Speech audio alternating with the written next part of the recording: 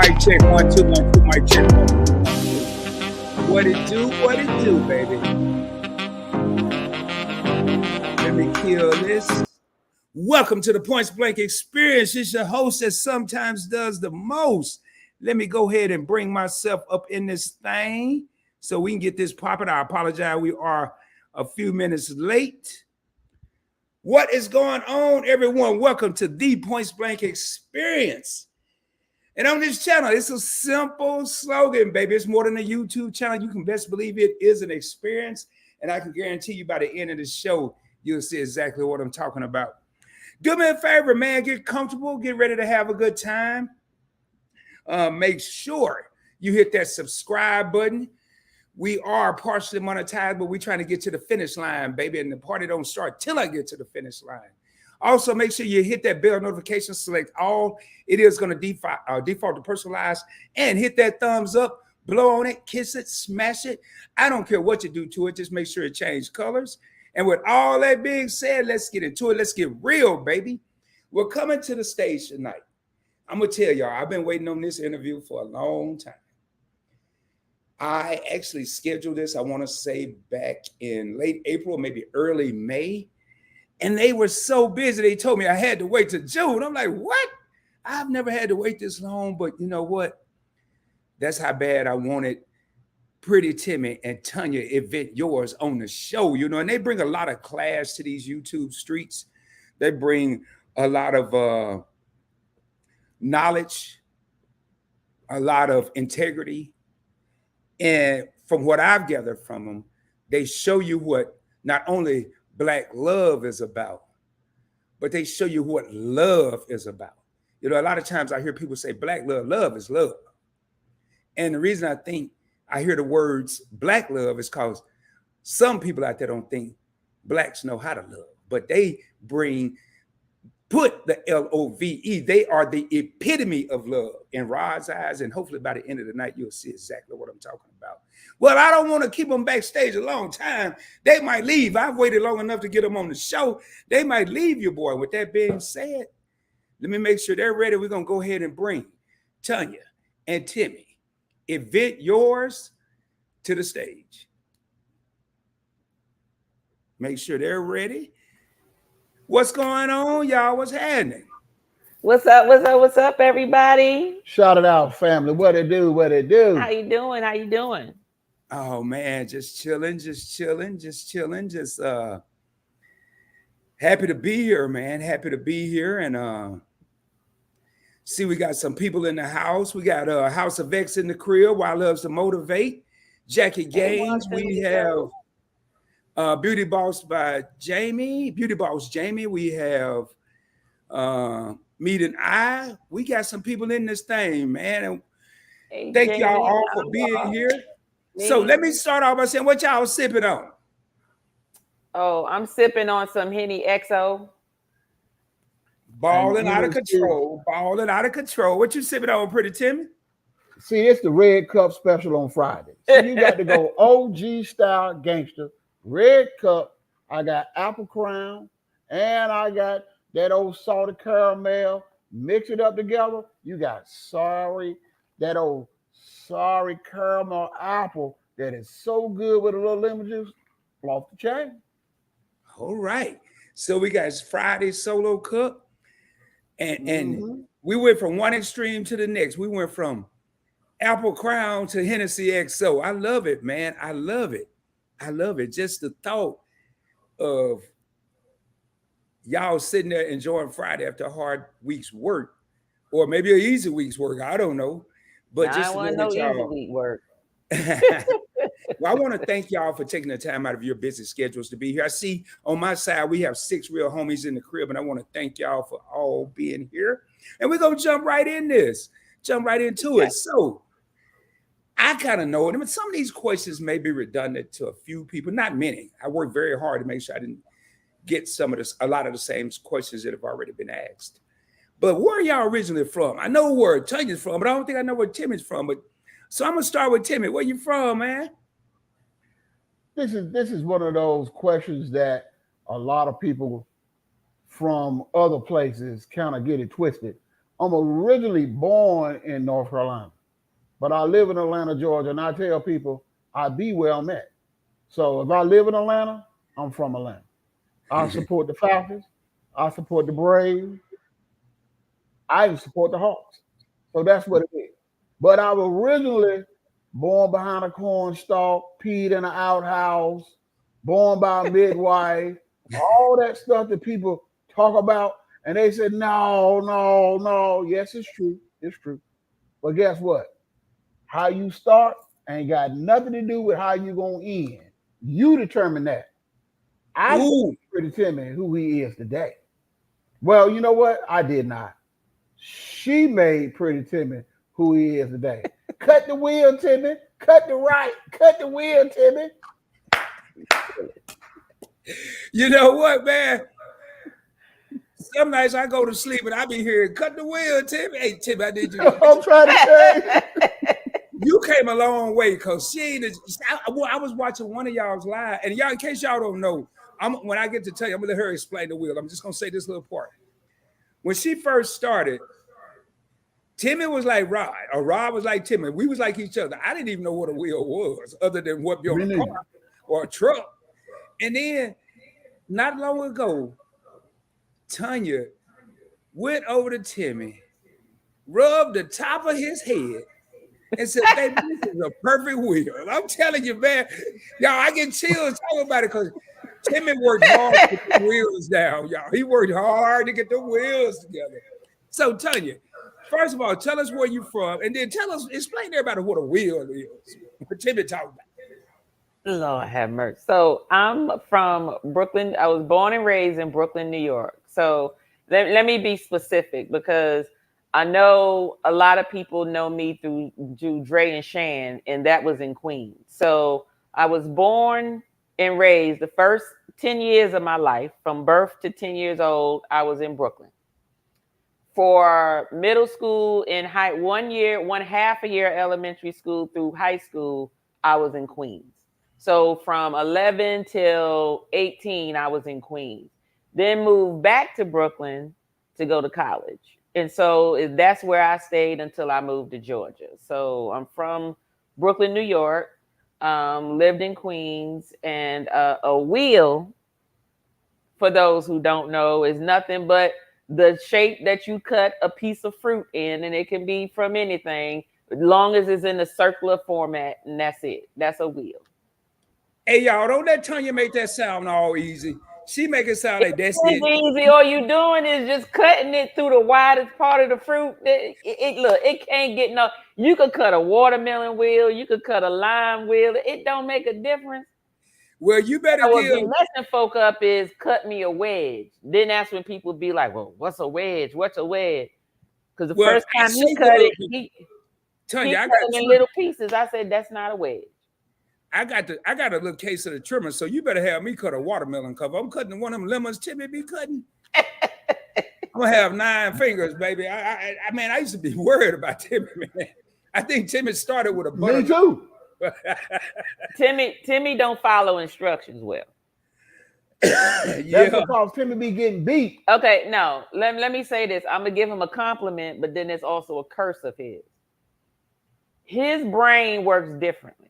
Okay, he doesn't follow instructions because when I'm talking, he's not listening to anything anybody's saying. You're talking, but he's trying to already figure out what you're trying to tell him, and he's gonna come to his own conclusion. Which means if I'm giving him step by step, all he hears cut the wheel.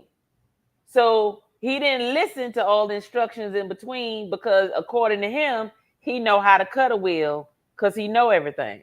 So therefore, he just going to make the best out of it and wing it, and then it be wrong. So he does not follow instructions well at all. He like to give instructions, but he ain't taking them. Anwar, help me out. Don't be calling Anwar for nothing. Anwar, help me out. Don't be calling Anwar for nothing. Well, you see what Meet and I said, and that's Anwar. He say, team hashtag pretty Timmy, laugh out loud. That was perfect time. Perfect whatever time. So we got the wheel down. I'm not going to dwell on that. We got the wheel down, and Timmy is now a professional wheel cutter. And Tanya grew up. Just backtracking. Timmy said he grew up behind the corn husk or the cornfield in North Carolina. Tanya grew up in Brooklyn, New York. Moved around the New York area a little bit. Was it difficult for you adapting to the South, Tanya? Yes, it was. When I moved down here, I liked it. I mean, because I chose to move down here. The only difference was I felt it was kind of slow. Not the people, but just the way things were done. You know how you hear the joke, you know, you go to Jamaica and they be like, if they tell you 11 o'clock, you really ain't leaving till 11:30 because don't nobody got a sense of time. So there was always a sense of urgency up north with everything. And then moving to the South, it was very calm, very, oh, we'll do it tomorrow type attitude. And that was just unlike me. Not to mention at work, very different. It's a Southern atmosphere. You know, don't forget at that time, Georgia was a red state. You know, still is, even though it's blue, but whatever. You know, it was the way people worked. And so I was always looked at as being, you know, this aggressive, you know, aggressive, not assertive, right? Angry, not passionate, you know, type person. Because my whole thing was I came from a place where it was get your job done. I don't care what you look like. I don't care what you're doing. All I care about is you get this job done, you get it right, and it's not a problem. So I had to learn to adapt to the South. And I had to learn to become more nice, if that's a term. Because if I don't know you, I'm not talking to you. It's no reason for me to talk to you unless we have a reason to meet. If I'm just walking down the street, you're not just going to get a, hey, how you doing? I don't know you. You know, I'm not going to be staring at you, looking at you. I'm not going to be doing any of that because you didn't do that up north. When you get to doing that, folks will come out and be like, do I know you? So who you talking to? I'm serious. Or if you look at people too long, they be like, what the hell are you looking at? So that's, you talking about someone who was raised in that environment. So yes, coming down to the South was very different. Do I like it now? Yeah, I mean, I like it because I've been able to adapt, but that's just who I am. I can adapt to whatever atmosphere you put me in. You know, it took a while. It took a long while. So I call myself a nectarine now. So I'm not an apple anymore from New York, but I'm not a peach. So you just mix them together and you give me the nectarine. I'm a nectarine now. Oh, I like that. I've never heard of that. I may have to jot that in my notebook and school somebody one day. Tell them they're a nectarine. They'll probably cuss me out. But that's interesting because I used to tell people when I joined the military and I left Arkansas, I went to California. Don't you start, Tanya. And and they like, man, you country, say something. Yeah, used to tease me. And I'm like, yo, I can tell you this is a fact. You can take a country boy and move him to the city and they can survive. But it's hard to take a city person to the country and they be able to adapt. It's very hard. It's very, I ain't talking about Atlanta. I'm talking about the for real country, like cotton fields and corn fields and stuff like that. You know, and I grew up like ain't doing all that. Now look, if you send me to the country with my New York money, I can survive because I'm not picking none of that. But I could pay somebody to pick it. I can pay somebody to go milk them cows and slaughter them hogs and them cows or whatever whatever the heck they do on the farm. But no, you're not catching me doing none of that. Gotcha. So I don't even do picnics. You don't do picnics? It's too many bugs. I ain't sitting on no people laying on the grass and all this type of stuff. You know how many bugs in the damn ground? Well, get you a blanket and spray around the perimeter. They crawl on the blanket rod. Spray around it, Tanya. that don't mean nothing. They come from someplace else, and then you got food and you got stuff to drink. Oh, they come to get you. I ain't laying on the ground. That ain't happening. Even when I'm sitting on the grass in the chair, I make sure I wear socks with my sneakers because ain't nothing crawling up my leg. I ain't doing it. Give me some concrete. I'm gonna go sit on the concrete part, and everybody else could sit on the grass. I ain't sitting in no grass. I'm not doing it unless it's fake turf. I sort of feel you, Tanya. I ain't laying in the grass either because it's harder for me to get up now, but it ain't about no bugs. It's just harder for me to get up. So I'm probably going to take one of them little fold-up chairs you put in the bag to the picnic. And that's what you should do. Take your fold-up chair, and I'm telling you, spray around the perimeter, you'll be all right. Yeah, I want to read this. Oh, yeah. Your favorite couple says, at Meet and Rod is about to go into their DNA with the questions. Stay tuned. Yeah, man. You know, I got them questions now. And I'm sorry, I almost skipped over, but I saw Meet and I said facts, Shelton. I had to go back. So I'm going to save this one question, man, because I know the story and it may take a little longer and it's kind of hilarious. No, I got a lot of people here, but I'm going to go ahead and ask it now. So before I ask that, though, tell you, I always wanted to know. I can hear myself in the background too, by the way, but that's kind of cool. But can you fight? Can I fight? Yeah. Hell, I gotta survive. Yeah, I know how to fight. You like you can throw them hands, boy. You like you get somebody about 12 seconds to piss you off back in the day. I can throw them hands, but please know this. I am at an age where I got a lot more to lose, and I ain't going to jail for nobody because I'll get Haley out the back out the closet real quick. So that's all that takes. I'll get Haley out of there and then bury in the backyard. That I ain't going to jail for nobody. Yeah, she got that Hellcat a couple of Christmases ago, and ain't nothing to play with. And Arnie. Yeah, Arnie in there too. Mm-hmm. Oh, y'all got a whole family in there, huh? In the closet. Yeah, we do. Yeah. I know the whole zombie killer. Look, just like you said, you got 5 laying around your house. 5 folk laying around your house. Yeah, they stay near me too, man. Even when I lay on the couch, I got a friend right there with me. Right there. So, yeah. I'm going to leave that at that. If y'all don't know what we talking about, DM me on IG and I'll explain it to you. But I'll explain what I'm talking about.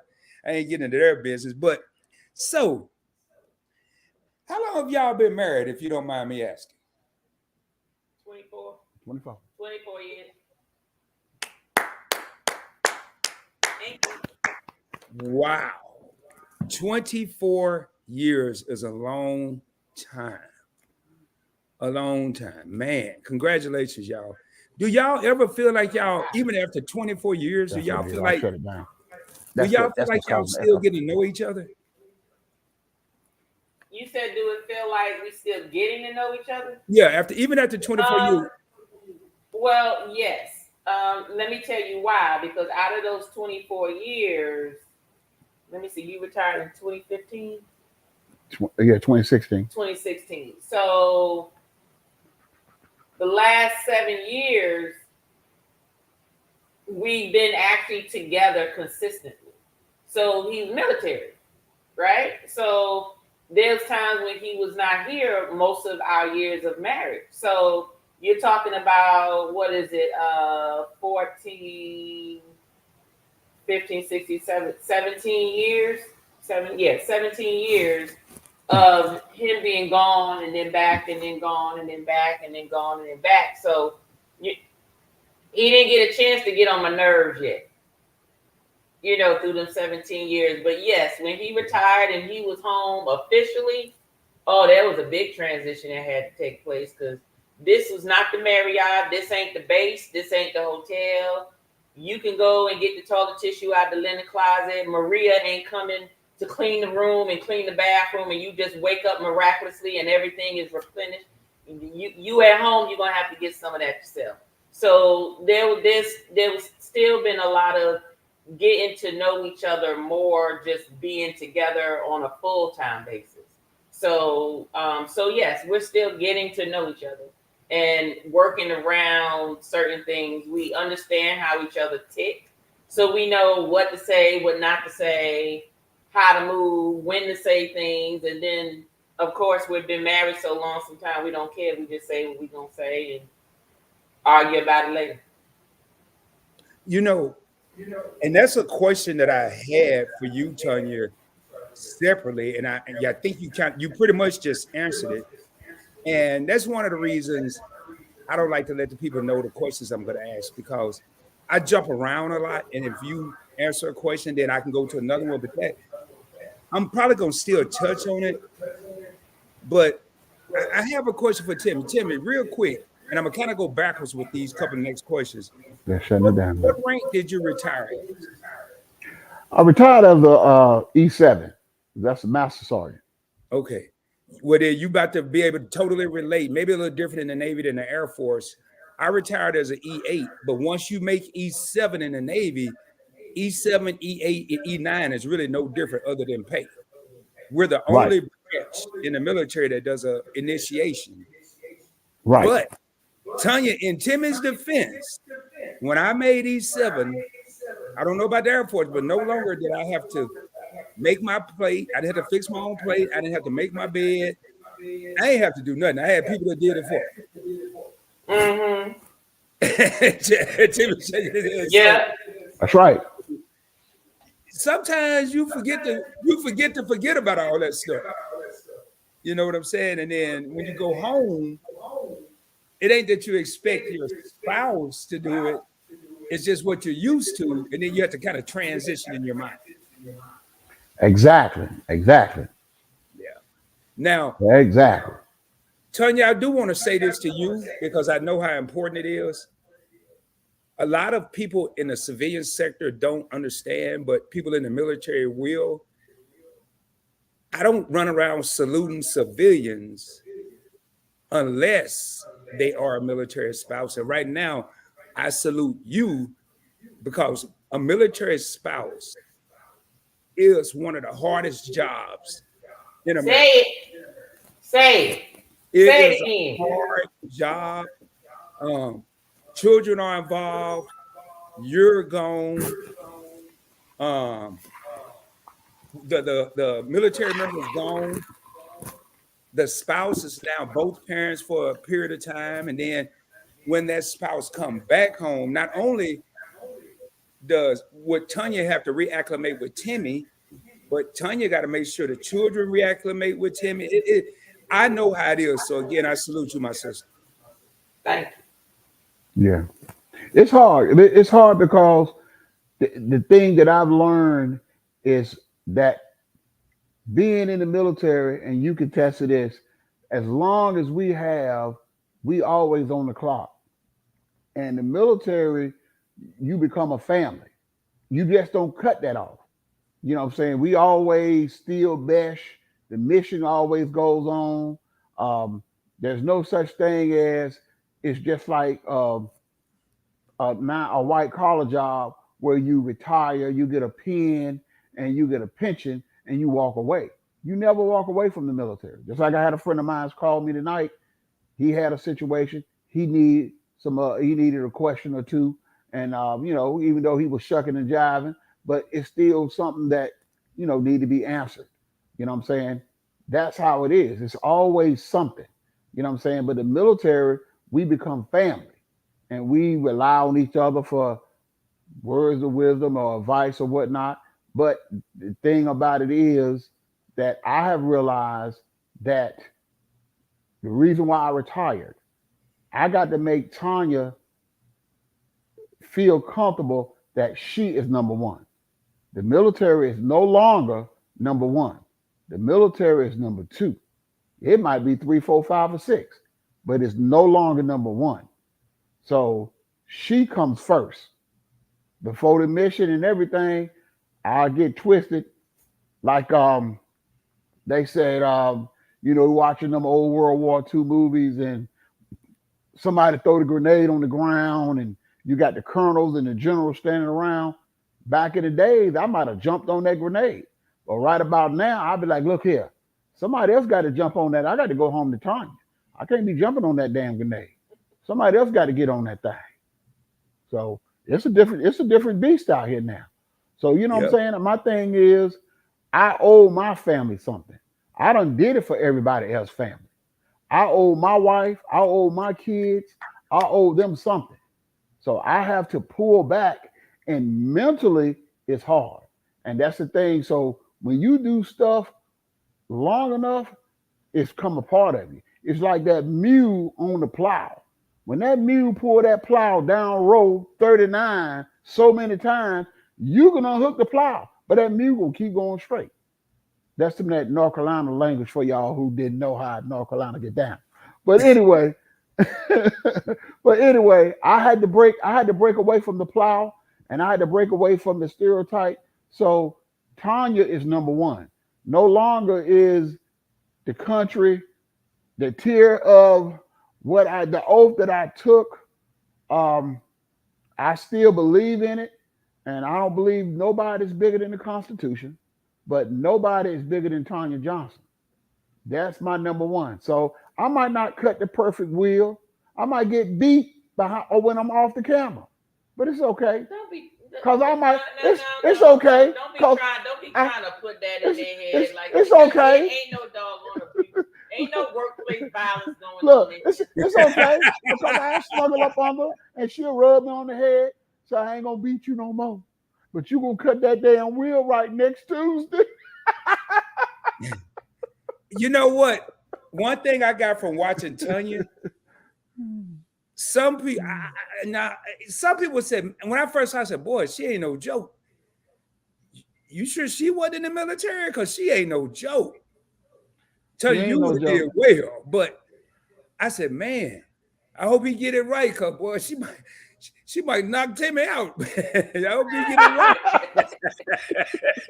But I just wanted to say that, man. Thank you so much for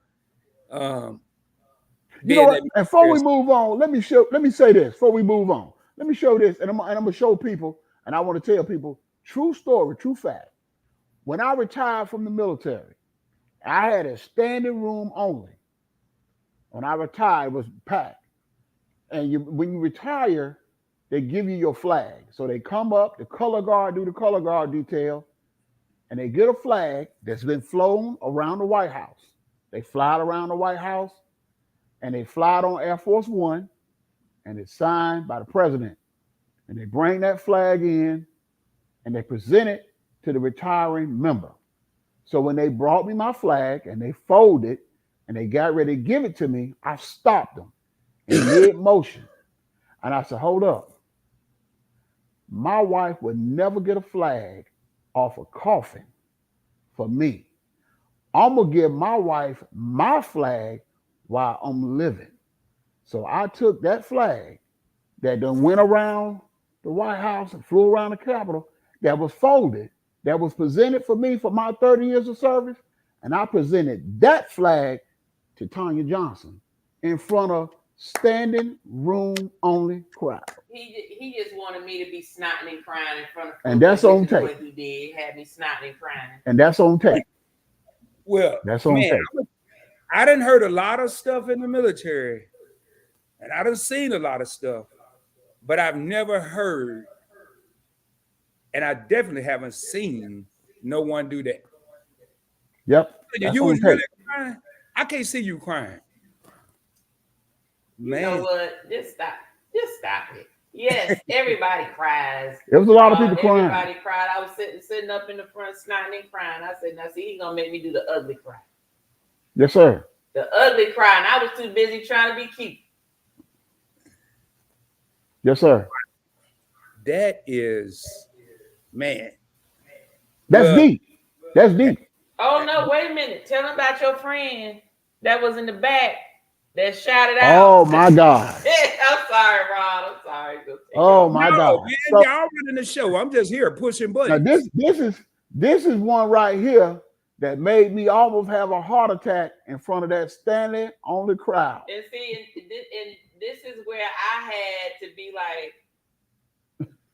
Do I act a fool, or do I just stay in this presence and then whoop some tail after the ceremony over? Because I didn't know what was happening. So So go ahead. after I had did all of that, now I had standing room only. I had people crying, boo-hooing, and everything. And soon as everything is over, they said, "Well, we coming to a close.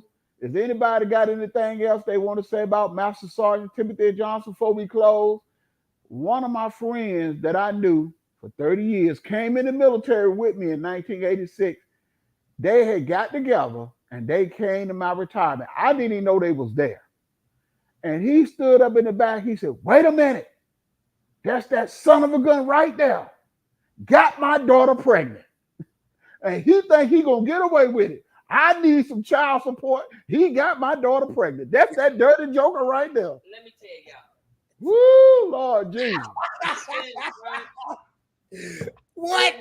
To my in-laws and my child and everybody. Oh my God. And I'm like, today they gonna see something. Oh my God. They gonna see him retire and get his ass whooped. I didn't know who that was. And he came from the back of the room. It wasn't like it was at the very back. You know, the back of the room is always the place that somebody sneak in. You know, to just be like, now it's my turn to do whatever. When I tell you, and this is the thing, because your sister was there. Yeah, the sister, everybody so was I'm there. sitting next to my sister-in-law, and she looked at me. And I looked at her like, your brother, y'all about to wear black today. Yo, tell your mama get a black dress because so I'm he about thinking, to die. I'm thinking, now I just said she won't gonna get no flag draped across no coffin. I think I ain't gonna even make it to the coffin. But it was actually one of his colleagues that actually he didn't know was gonna make it, and he actually surprised him. So he said that to let TJ know I'm here, you know, in that term. But let me tell you, that right there, that was a whole feeling right there. Going, you know what, boy, y'all made it to retirement. You about to die, sucker. But that's y'all all right because I'm getting all the benefits. Y'all had it, and I military man, life. I had seen that joke in 30 years. Our boss wanted to kill him. I said, "Man, you got me in front of all these people, all these white folks. Half of these folks don't like me sometimes." I said, "I know someone was like, yeah, we gonna get. You know what? He used to run his mouth and talk. Yeah, he gonna die today. Let's see her killing." Wow, man, that is hilarious. Man, it was, brother, you should have seen it. It was off the chain. I can only Best imagine. retirement ever. Hey, y'all, and I want to thank Why Loves to Motivate for that $2. Hold on, that $2. What? Super chat. And just so y'all know, super chats are in full effect. That's all I got to say about it. You don't know what it is? Ask a friend and explain it to you, but it starts with a $sign down at the bottom of the screen. Super chats are in full effect. And hold up real quick. Might have a little something else for you. Why Love?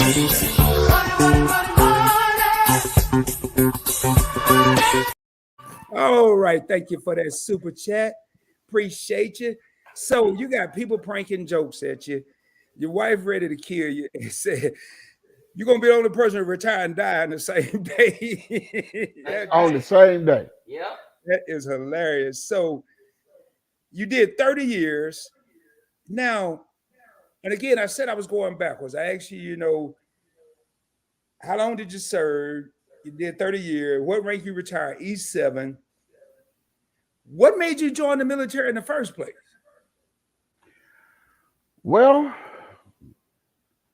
I kind of got caught up in the mix when I went to North Carolina A&T in Greensboro, North Carolina, and I wanted to be an engineer, an aerospace engineer. And something about that space shuttle was drawing me. I was all in ooh and ah. And then my recruiter told me, he said, "Hey, if you join the military, I think I can help you work on the space shuttle." He lied to him, y'all. He lied to him. I only seen the space shuttle on TV. He got me. He got me. Oh He got no! Oh no! You know, I'll come back to that. I'm gonna get off the military in a second, but I will tell you, I had the pleasure of being a recruiter, and you go to school for 6 weeks, y'all. 6 weeks to learn how to be a recruiter, and it's all about selling. And I never will forget. My biggest challenge wasn't the young man or young woman I was trying to recruit. It was always the parents. And it was always the sister, the mother. And you heard these famous words, my baby ain't going to fight no war. My baby ain't going over there to fight no war. I said, where you live again? I live in South Dallas. I said, it's a war going on in Dallas. Yeah, at least he'll have some guns in this war. I mean, you know, That's right. That's right. I mean, but anyway, y'all, man, I'm gonna have to get with y'all offline about these. Y'all got some funny military stories. So, Tanya, what made you start a YouTube channel? What made me start? Oh well, Chantel. From Dre and Shan, she actually talked to me about starting a YouTube channel because I was already doing tasting. So, you know, for those who don't know, I started off learning about wines throughout a wine club. And my plan after I retired is to open up a tasting bar. Okay. So not a club, but a tasting bar. And I was talking to her about my wine tastings and stuff that I was doing. And she said, oh, well, you know, why don't you start a YouTube channel? You can do that on YouTube and you can teach people about the wines and everything. And so I said, you know, I don't really like talking publicly to people. Like I do it at work because I get paid to do that. YouTube ain't, you know, they ain't one paying me. But I found that it helped me with that. It helped me with my anxiety of public speaking. And really in the beginning, it was more of talking to the camera. So it was okay. But the lives is actually my therapy with putting myself out there with no script. You know, there's a plan, there's an agenda, you know, with what I'm doing, but there's no script. And it allows me to be vulnerable in front of a bunch of people, no matter how many is watching, and learn how to maneuver and deal with sort of things. So that's what got me into it. So my YouTube channel really is a form of therapy, but it's also really to just get my business name out there. So when I do open up the tasting bar, people will know who Event Yours is. So I just add the word of spirits on YouTube because that's what I'm focused on. But Event Yours is an event planning business. So, but I specialize in spirit tasting. I did away with the weddings. I don't do those anymore. I used to do those years ago. And sometimes it's just the people in the wedding party that I just can't take no more. And I was just like, you know what, this just ain't worth it. So I just prefer to do small events, you know, and then specialty is the tasting piece of things. So that's how I got started with my YouTube channel. Just sharing with everybody what I learned. And there's some things that I haven't tasted that I'm on this journey of expanding my palate for all different types of spirits. So when I taste it, y'all are just going to join me in tasting it and just see what my reaction is. And hopefully if it's good and you want to try it, then you can taste it, you know, and take that information out. So that's how all of that started. Well, that was one of my questions, Tanya. How did you become so knowledgeable about all these different spirits? And I know some of the drinks you make and you show the people how you make them, but how did you become so knowledgeable? I mean, you be naming stuff that I don't know what it's called. Like when I go to Total Wine and More, I ask for where can I find the cap that go on the wine? And you know the real name. The cap that go on the wine. So something that I forgot what you called it, but you put it on The the wine. aerator. Yeah, the aerator. Yeah, you talking about when you pour it? No, you put it on the wine and you did something and it made the top come off with the little part that Oh, you talking about the score? The yeah, the score. score. Yeah. Yeah. Y'all, So you I'm up in Tanya's live like this, y'all, with a pen and notebook. Like, I mean, it was like I was in class. She was schooling me, y'all, for real. well because that's the way. That's what I do. So I try to learn as much as I can about anything, especially if I'm gonna share it with somebody. It doesn't necessarily mean I know about it, I just wake up and I just know about it. These are things that if I'm gonna share this information, if I'm gonna use the stuff for myself, then I'm gonna find out, well, what is this called? I'm actually about to make, and I keep telling myself I was gonna make like a little short video in terms of like the terminology of certain things, like what is the proper term for it, and then like on this side is just what's the layman's term for it. So instead of saying muddle, which is the original term, I'm gonna say squish, mush, or press, or whatever the case is.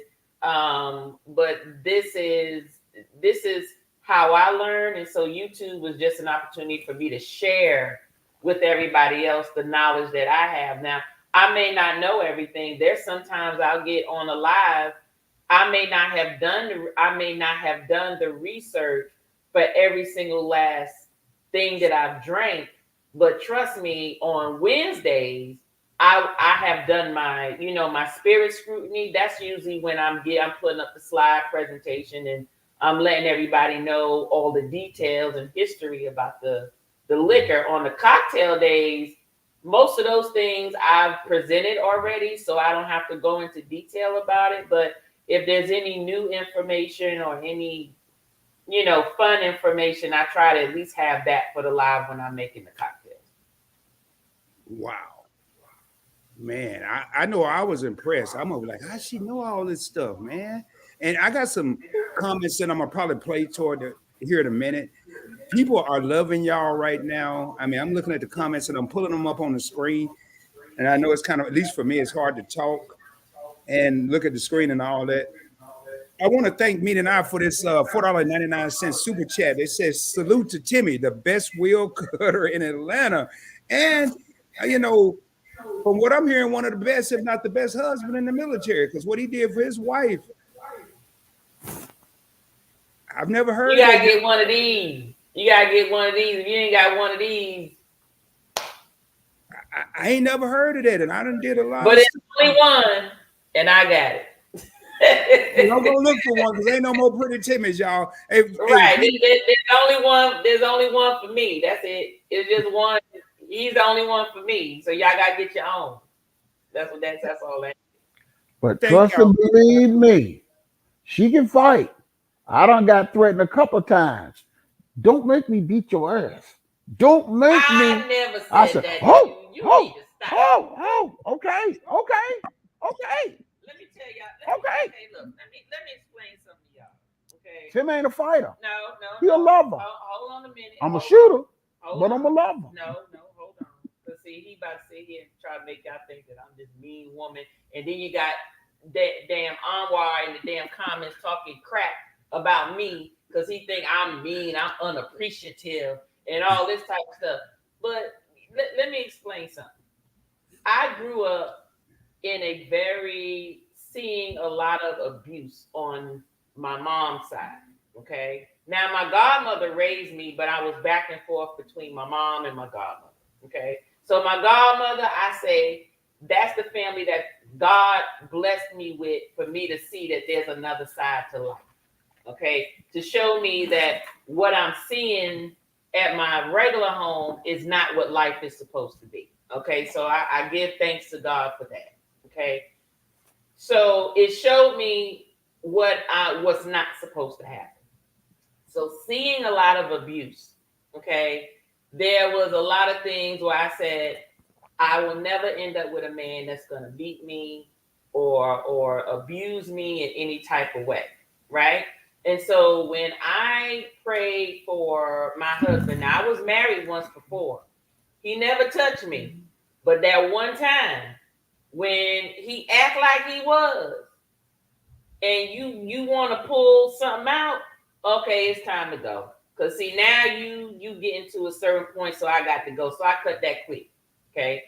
So the Lord knew not to give me someone who was gonna be abusive or even think about being abusive. So I done made it all this time without getting hit. I didn't plan on living the rest of my life and thinking I was gonna get hit at any time. So it's funny, and the Lord work in funny ways, because when you think about men who abuse women, right? Usually they're bigger and so forth or whatever. They just have low self-esteem, or a lack of confidence in themselves. And I can tell you, I'm not a fool. Okay, just because I pray to the Lord, don't give me no man that's gonna abuse me. It also means I ain't gonna provoke you either. So I ain't stupid. I'm not gonna talk to no man like he a dog in the street. I'm not cussing you out, calling you all type of MNFers and all this type of stuff. There's women that do that. I'm sorry to say, if you do that to somebody, you deserve your ass whooped, because if you forget to act like a woman, then he should have the right to forget to act like a man. So if you forget that you a woman, then should be able to forget that you a woman. So then if you cause that to happen, that's your problem. But my thing is this: do y'all see these big ass goddamn hands of his? His damn thumb is about 2.5 of my fingers. So in these big hands, ain't nobody trying to see that around my neck or around my eyes. Ain't nobody trying to provoke none of that. And he's just as sweet as can be, So I just figured, okay, Lord gave me somebody, but I ain't trying to provoke none either. Okay. So therefore I just always, regardless of what you all see, me and him know where the joking ends. Okay. So do understand, we know our limits. There's just some things I'm not gonna say to him. Just like he know there's some things he just don't say to me. Okay, so you have to understand what's the joke and when you crossing the line, or what you call line steppers. Line You're step. right. When there ain't no line steppers over here. So, when me and him say little smart, sarcastic things to each other, we're joking with each other. Okay, I know my place. I know what role I play, and he know what role he plays. And so that's something that we do, which is why we're together. So therefore, no, them big hands, I ain't no fool. And also, she knows one thing: my day starts for her every day. So after, when I retired, one of the things that I whispered in the ear, I said, I gave them 30. I'm gonna give you everything that's left. If I got to crawl out the bed, roll out the bed, or you got to roll me out the bed, everything I got left is for you. So I said, every day when I go to work, it's for her. When I make money, it's for her. When I hustle, it's for her. Everything. Every thought, she's the first thought in the morning, the last thought when I close my eyes. But when I roll over, it reset. It start again. And I tell her, everything I do from this point is for you. I don't worry about me. I said, I'm good. I don't live a good life. So I want to make sure, beyond a shadow of a doubt, my queen is happy. And I told her, you're going to live your best life as the queen on my team. Real talk. Had my father had 2 blood clots 2 weeks ago, and he coded for 4 minutes. And I said, Daddy, I said, did you see anybody? And Stop. oh no, this real talk. I said, Daddy, did you see Grandmama? He said, no. Say that to him. I said, Daddy, did you see Granddaddy? He said, no. I said, did you see Elvis? He said, no. I said, did you see Michael Jackson? He said, no. I said, damn, Daddy, you were going the wrong way. You didn't see the light? I said, oh, hell no. So I don't want to be like Daddy. I said, how you leave here for 4 minutes and they got to put the pads on you? They got to call me on the phone. I'm on the phone with the doctor. The doctor said, hey, Mr. Johnson, you got to make that decision. I said, you know what? I don't want to be in that position anymore to save anybody because I got to make sure that I dedicate my time for her. So I talked to my sister. I said, it's time to pass the torch. I said, I've been running up and down the road from the military, and now I'm not trying to run up and down the road behind my family. I said, my father we got 13 half brothers and sisters. Papa was a rolling I said, stone. and he rolled his stones, but he ain't see the light. So I said, that's his problem. He like, because all he saw was darkness. But that ain't my problem. So and just like I'm sitting here, I'm good with me. I'm good with him. I love my pops. I support him from right here, from this phone and from that laptop. But I'm not driving to North Carolina every day to try to make sure he's good because I had to pass that torch because it takes away from my family. So you have to be mindful. The enemy listen to every word that come out your mouth. 2016, when I dedicated the rest of my life to Tanya, the enemy said, I got you. Say, you done gave the military. We done took you away with the military. We're going to take you away with your family. We're going to put all kinds of stipulations with your family to keep you going back and down that road. And I had to see that. See, a lot of times we don't see it. See, the Bible said when a man found a good woman, you leave and you cleave from your mother and your father. I got a good woman. So mom and daddy got to go. I had to cut them back. So real talk, I had a situation where my mother and Tanya's mother had a little conversation where Tanya's mother decided that Tanya couldn't cuss in our house. So, and we had a game night and we was all laughing and joking and Tanya said something and she was like, Tanya, you don't talk like that in front of your mother. You watch your mouth. Show you what Pretty Timmy did. I stopped being Pretty Timmy for a moment and I turned into a motherfucker. I said, stop the music. Turn the music off. I said, hold up. Ain't but one queen up in here and ain't but one king up in here. I said, and if don't nobody like what goes on in 4092, get the hell out. Now, that goes for everybody in here. I told her mother that.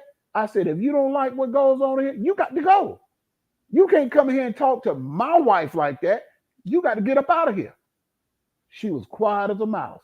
You could have heard a pin drop. My mom was a line stepper. So big line stepper. She's not the average mama, so everybody get that out of here. Even if she won't, ain't nobody gonna disrespect my wife. I don't care if she was the president's wife. You are not gonna disrespect my wife and her house. So my mother come up here, my brother, and I was telling him the story. My mother said, son, you wouldn't have told me that. I looked at my mother and looked at that. I said, you too, Mom? I said, you too. You had to get the hell up out of here. So the Bible said you leave and you cleave. So Pretty Timmy is real. Now, I laugh and I joke, but when it comes to Tanya Johnson, I don't play. Not at all. Well, I don't, no line stepping. Not at all. Ain't but one king and one queen. That's my queen. I rise every day for her at all times. And I tell anybody, you in order to out king me, you got to get up early in the morning because I'm already there. So it is what it is. That's real talk. Let me say this, y'all. Oh, that's beyond real talk, Timmy. First and foremost, let me thank Anwar Meat for this here super chat. And I got to pull up something else that I saw here. And I'm going to tell y'all, if you've been watching me for a while, you know I don't drop no gems and I don't drop nuggets. I drop boulders. But tonight, your boy Rod is taking the night off. I'm not the boulder dropper because Timmy and Tanya Johnson, they dropping major boulders tonight. If you're listening to this interview, and I'm looking at these comments, I know y'all are listening. When you say I've served 30 years and now I'm about to give the rest of whatever time I have to my wife, and your wife saying the things that Tanya said, I got to look at what your favorite couple got down here. And they typed this way before they even start saying what they were saying. And I got to thank your favorite couple for that super chat. But more importantly, that hashtag is what's count. Hashtag Boulders, baby. Super Chat. That's what's up. And That's what's up. man, you know, I'm telling y'all, man, I've done a lot of interviews and they get better and better. But boy, it's going to be hard to top this. And again, I will say, super chats are in full effect, y'all. Back to the regular schedule program. All right. Look at these comments. That's a good man. Man, I mean, it is what it is. That's right. And y'all got to excuse the language. But it is what it is. Excuse the language. Who done ever told their mother-in-law and called them an MF? Boy, Timmy, I think you should get another military medal, man. I think you should. It is what it is. But I'm gonna tell you, we had a house full of people 30 deep. But when I seen my wife's face turn up, man, I said, cut the music off. Cut it off. Had a DJ playing and everything. Stop that music. Could have unplugged the mic. You could have heard a pin drop. Well, I knew it was a reason I can't wait to meet y'all because you don't never know what's gonna happen with them. I mean, you got friends. And you get an exclusive. He got this my daughter uncut version. Ain't nobody got this interview. This is the exclusive. We was waiting for you. You getting it uncut and raw. And that's what I like. I like to be able to be pretty timid to the max. I want to be able to, don't say this, don't walk on that eggshell, be this, because I want to give it to you. If you want it, I'm gonna give it to you. And it is what it is. I want to thank Warm Strong Adventures, my man Bill. He has gifted. I forgot, y'all. I didn't even know. Oh man, I got to create some damn memberships. He has gifted Event Yours membership to the Points Making Experience, and we ain't even got no perks. And I'm flying to Denver tomorrow, boy. Well, I guess I got to create some perks. I don't know what it's gonna be, y'all, but I guess we're gonna have memberships now. Bill, thank you for that. Thank you for my first members on the Points Blank Experience, and I have to be to create a YouTube history. I got the first members in history with no membership. So, thank you, man. Appreciate you. I love that, boy. I knew this was gonna be special, y'all. That's why when I asked Tanya said, "Let me check our calendar and I'll get back with you, Rod, and let me talk to Timmy." And she said, "I think we'll be available June 7th." I'm like, June 7th? Hell, it's like April 12th or something. I'm like, all right, I guess I'll wait, man. Guess your boy gonna be waiting. You already see the doggone videos and schedule be out for a month. Hey, your favorite couple or meet, and I put that in the comments. Tanya started the channel. It was just Tanya. And then she brought Timmy into it. And this is one of the, if not the most organized channel on YouTube. You know what you about to get. And I'm probably one of the most unorganized channels on YouTube. So you got a perfect pair right here, y'all. Y'all got a perfect pair, man. Oh, man. So your home is your palace. Oh, man, I took it out. Your home. See, I'm all jacked up about the membership now, y'all. Your home is your palace. Your wife is queen. Well, Rod, it's okay. I think he gifted it on my channel. Oh. For it, and he gifted it to Miss Blackberry. Oh, you're right. You're right. Now that I see this, he gifted it to somebody already. Now it's a way I can see if it's my channel. Thank God, Bill. Thank you. Okay. Thank you. Go, boy, y'all don't see this sweat on my head, man. Look like I got some of that Jerry Curl juice up in my hair. I'm over here sweating like I got to come up with a membership now. Lord have mercy. Look, Keisha A said, Rod, sorry to bring you out the clouds. No, I wasn't in no clouds. I was in the worried clouds. Thank you, Keisha. Thank you. I wish I'd have saw that quicker. But now that I can breathe. All right.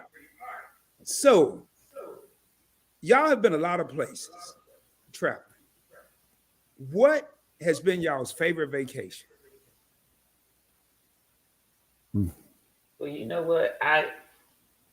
Me and him vacation different. So I'll let him go first. I would say the Hard Rock and Cancun. Yeah, Okay, now yes. Oh my God. We can agree to that one. The Hard Rock in Cancun is all inclusive. We had signed up. Now, the first time we went, of course, we went and looked at the the presentation. Yeah, right? did a presentation. And No, and we he- had a couple tell us about it when we was leaving. flying out of there. Right. So a couple told us about it. And then we came back the next time we signed up for it. And what we did was we didn't do like the 11 million weeks or whatever. What we did was we only purchased like 4 years. Right, Like 4 years. 4 visits basically. And because we wanted to wait until our daughter was out of high school, Right, and out of all high that school. type of stuff. So that Hard Rock Cancun, it was big enough where it had everything, but it was small enough to where you can enjoy yourself and you didn't feel overwhelmed. And let me tell you something, for the people who were members, they put you on certain levels of the hotel, and they had a certain level for you, like your own area, where you had pool, jacuzzi. They had the beds around the pool and in the water and stuff. You can oversee all the activity without you being in the middle of the activity. And they had waiters and waitresses that bought you drinks.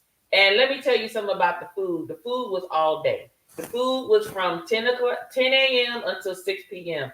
The type of food they was bringing you had prime rib, you had shrimp, you had Prawns. the prawn shrimp, not them little shrimp, them was some big shrimp.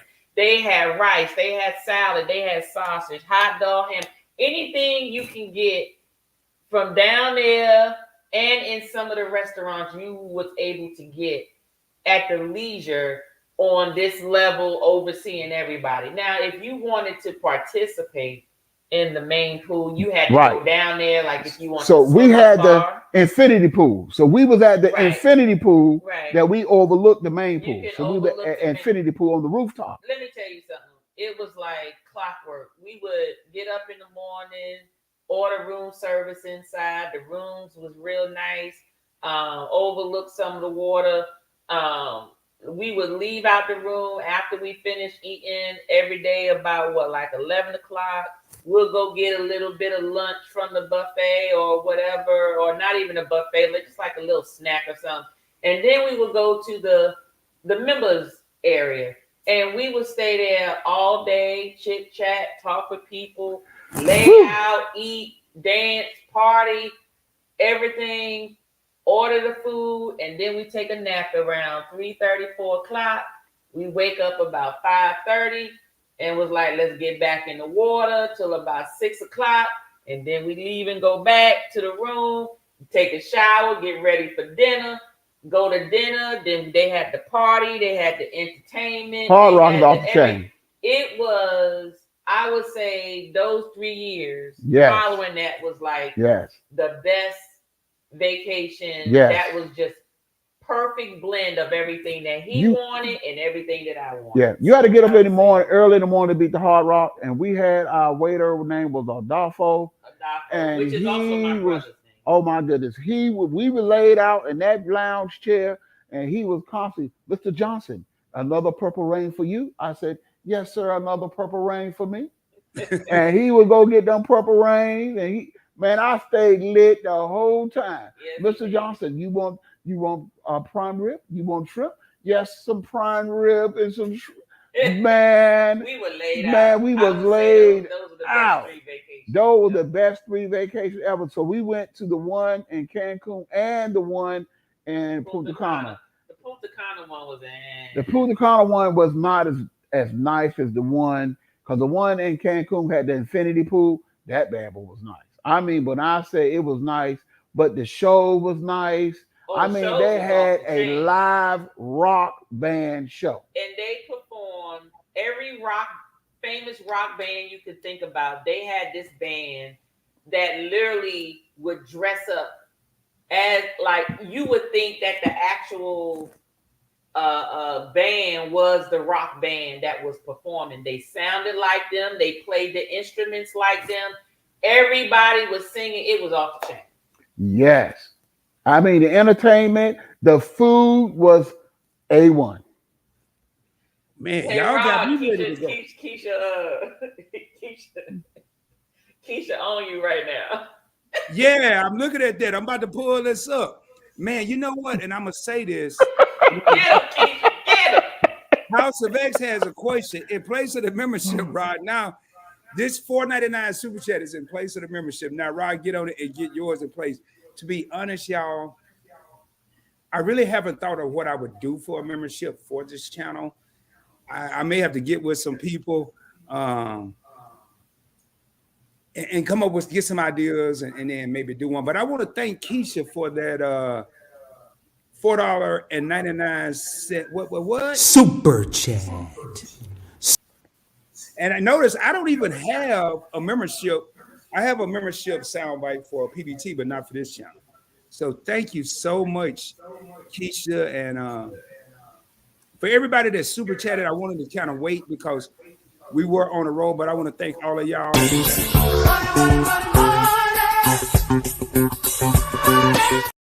All right. So y'all went to the Hard Rocks, Cancun, and other places. Where's a place y'all want to visit that you haven't been to? Los Cabos. Really? Yes. We want to try to get to Los Cabos. We was trying to go this time for our family vacation. It was just a little bit too expensive and it kind of got away from us. But we're going to hit it up and we're going to make it to Greece. So That's Greece next year. So we already got that scheduled. Wow. Because I've been to Cabo two or three times. And I went there once with the Navy, twice, because I went once with the Navy and once without the Navy. Very fun place. Very fun place. I'll tell you, when I went to Cabo, Timmy and I, you may or may not be able to relate to this, but it was a club, not that you can relate to the club, but it was a club called a Squid Row. And I was dancing with this young lady, and this dude kept dancing, disrespected her. Not that he was dancing, but he was dancing all up on her. And she had told him, hey, man, back up. I'm dancing with someone. He kept doing it. So I say, man, you got one more time to get up on her. We're going to have a problem. Dude pushed me in the back, and we tore the whole club up. You was fighting? Yeah, I started a whole club fight, not a bar fight. This club was 2 stories, and my boys, they stopped the music, turned on the lights. My boys said, we got to go, man. The federales are in here. We got to get you out of here. So I went out outside door. They flagged down. Police. Oh. Yeah, they flagged down a cab. The next day, man, I went out to get breakfast. I forgot all about it happening. Went out to get breakfast, and everybody I saw like 6 people. They were like, hey, man, you might want to hurry up because the whole ship looking for you. They said, if anybody see you, take your military ID and bring you back to the ship. You in trouble. I said, whatever. And then the next person told me, all right. And by when we got to person number 4, Tanya and Timmy, I said, can I get a check? I got to get up out of here, man, because everybody was telling me this, and it was happening within minutes. Thanks, Keisha. Good night. And thanks, East Dad, for stopping by. Good night, y'all. Thank you for that super chat. Thanks, Keisha. And more importantly, thank you for relieving me of that membership thing. And when I got to the ship, this was the first time I went to the Cabo. When I got back, finally had to go to the ship because I had duty. They told me I couldn't leave the ship until we got back to San Diego. I could not leave the ship again. So, yeah, it was very interesting. So, okay, was that your girl? No, I didn't even know this woman. So what you fighting for? He was disrespecting him. He was disrespecting her sister. Okay, but you don't almost lose your military. No, I didn't fight because he pushed me in the back, Tanya. Oh, okay then. So yeah, you he pushed me in the back while I was punk. dancing. Yeah. Arkansas said you ain't gonna punk me out. Arkansas said we about to swing, and I ain't about to let you know. I'm just gonna hit you. I'm just gonna hit you right in the mouth, and then at that point you'll know we fight. So, right. Me that I don't stay in trouble. People be messing with me. Hey, Warm Strong Adventures, man. Is this really for me? Well, whether it's for me or whether it's for event yours, I want to thank you for that $4. That one's on you. That one's yours. Super Chat. One more time. Super Chat. Huh? Super Chat. Thank you, man. I had to make sure, man. I gotta make sure it stick. Make sure it stay here like a subscription. All right, so y'all want to go to Cabo? Is that tell you? I saw you doing some little hand thing. Like, yeah, I don't know about Cabo. I mean, Greece was my priority preference, but we're scheduled for that next year. See how organized they are? They already scheduled for Greece and all that. We're scheduled through October next year.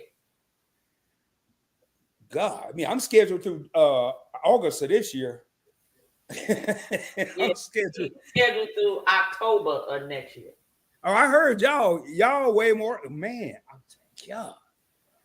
So, Tanya, what has been your biggest accomplishment in life? Just you, individual. In life? Yeah. It could have been yesterday, it could have been 2 weeks ago, could have been 20 years ago. What's been your biggest accomplishment? Well, there's different type of accomplishments, and I don't mix them together. Okay. So I got personal and professional. Which one are you asking about? I want to hear both, if you don't mind. Okay, so professionally, I'm finally sitting at the executive table in a red state at one of the top Southeast Hospital academic medical centers. So I'm happy about that. It took a while, this being Black and being a woman, it ain't easy being in corporate America, and climbing up the ladder is not easy.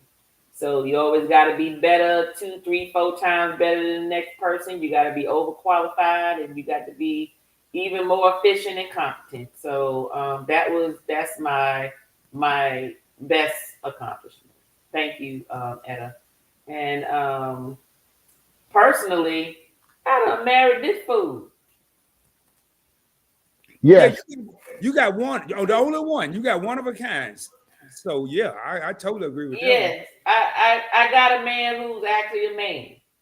Okay, he is actually doing what he's supposed to do. I ain't got to worry about getting the grass cut, and I'm just talking about traditional man stuff. I'm not role playing anybody, and it doesn't mean is anybody less than if you don't do these things. But your typical traditional man here, in addition to some extra stuff, let's just say mama raised him. I'm a hustler. Wow. So real quick, let me just point this. So I want to hit it before they leave. Fanny, I want to thank you for that $19.99. Super Chat. Man, Thurston, which is my assistant, he ain't on his job. He think he was over there asleep then. But also, I'm serious, man. Thurston be tripping sometimes.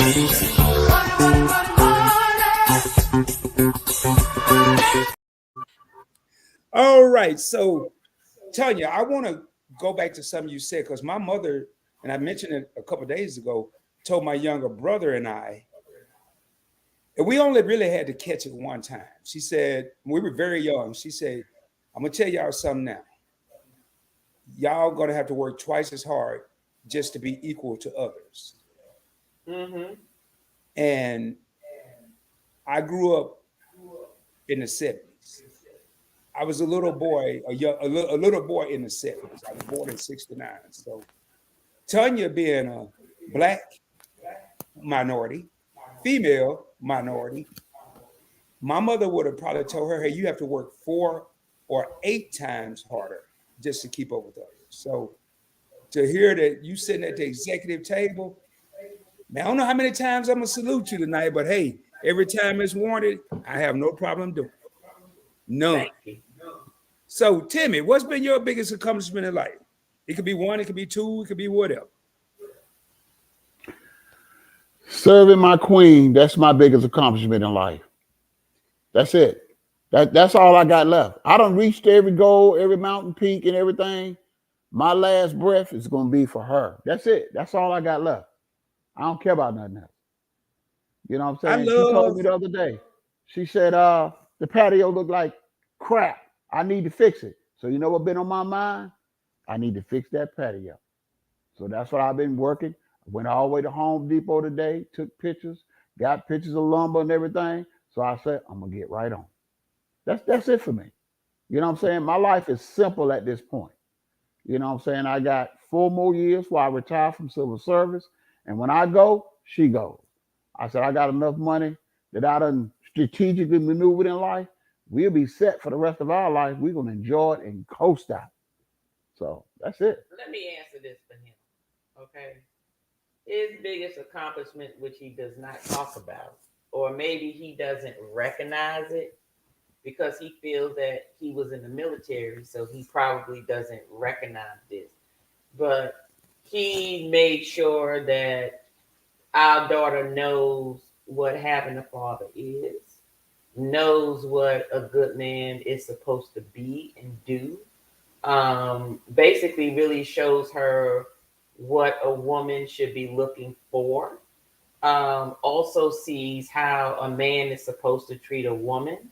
So to me, I think his biggest accomplishment is preparing the future legacies. This includes his other two children as well. I have two stepkids. They're much older. 20, she'll be 28, and the other one will be 40 next year. So he's 39. And so he was an example of this is what it is to be a man. This is what it is to be a father. This is what it is to be a husband. And so for the girls is you don't accept anything less. So believe it or not, both of them, they ain't got no boyfriends. They ain't even got no partners. So, cause their whole thing is ain't nobody out here right now. You know, so you got a 27-year-old about to be 28, and she like, they stupid. They stupid out here, daddy. I don't know what the hell they doing. And then I got the 21-year-old just be like, ain't nobody just piquing her interest. So she just focused on school. So it's, to me, that's his biggest accomplishment to me. That matters for our legacy going forward, which a lot of times you don't see that in families.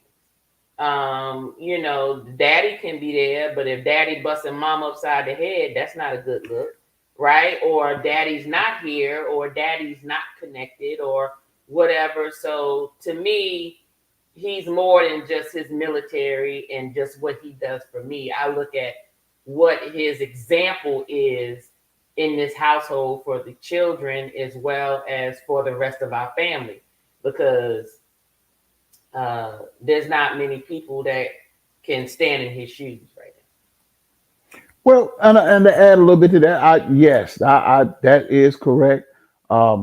We lead, but we're a power couple, so we lead a team. A friend of mine came over tonight, celebrating his birthday.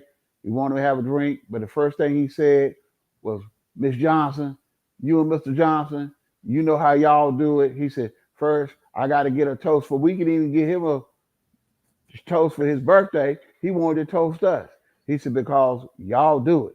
You know what I'm saying? He said, everybody want to be like the Johnsons, not like the Joneses, but everybody want to be like the Johnsons. But my thing is, I do try to lead by example.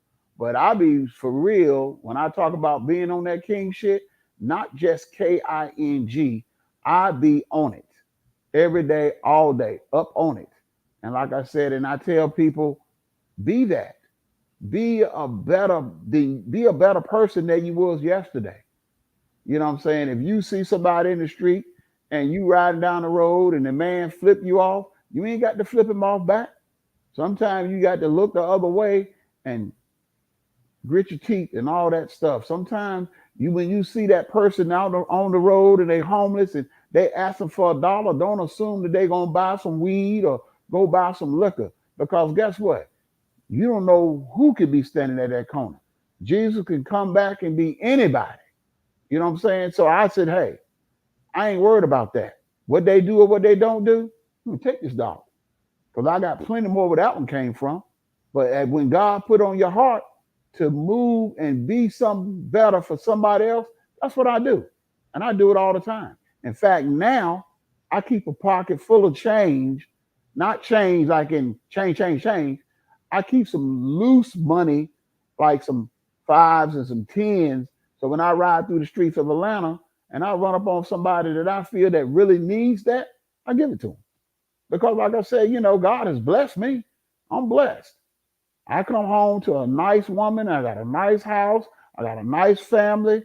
I got decent cars to drive. I'm not hung up on the Mercedes and the Bentleys and I got to have a Range Rover, them piece of trash that everybody wastes their money on to impress people. But I'm blessed. I got the favor of God in my life because I'm still here. And then I got a queen on my team. That's the difference. Because when you got a queen on your team, everything, it seems like it's easy.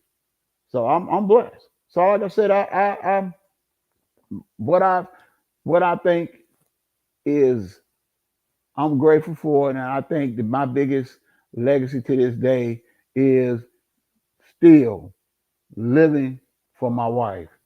That's just me. That's what I feel to the core for me and my children and for other people.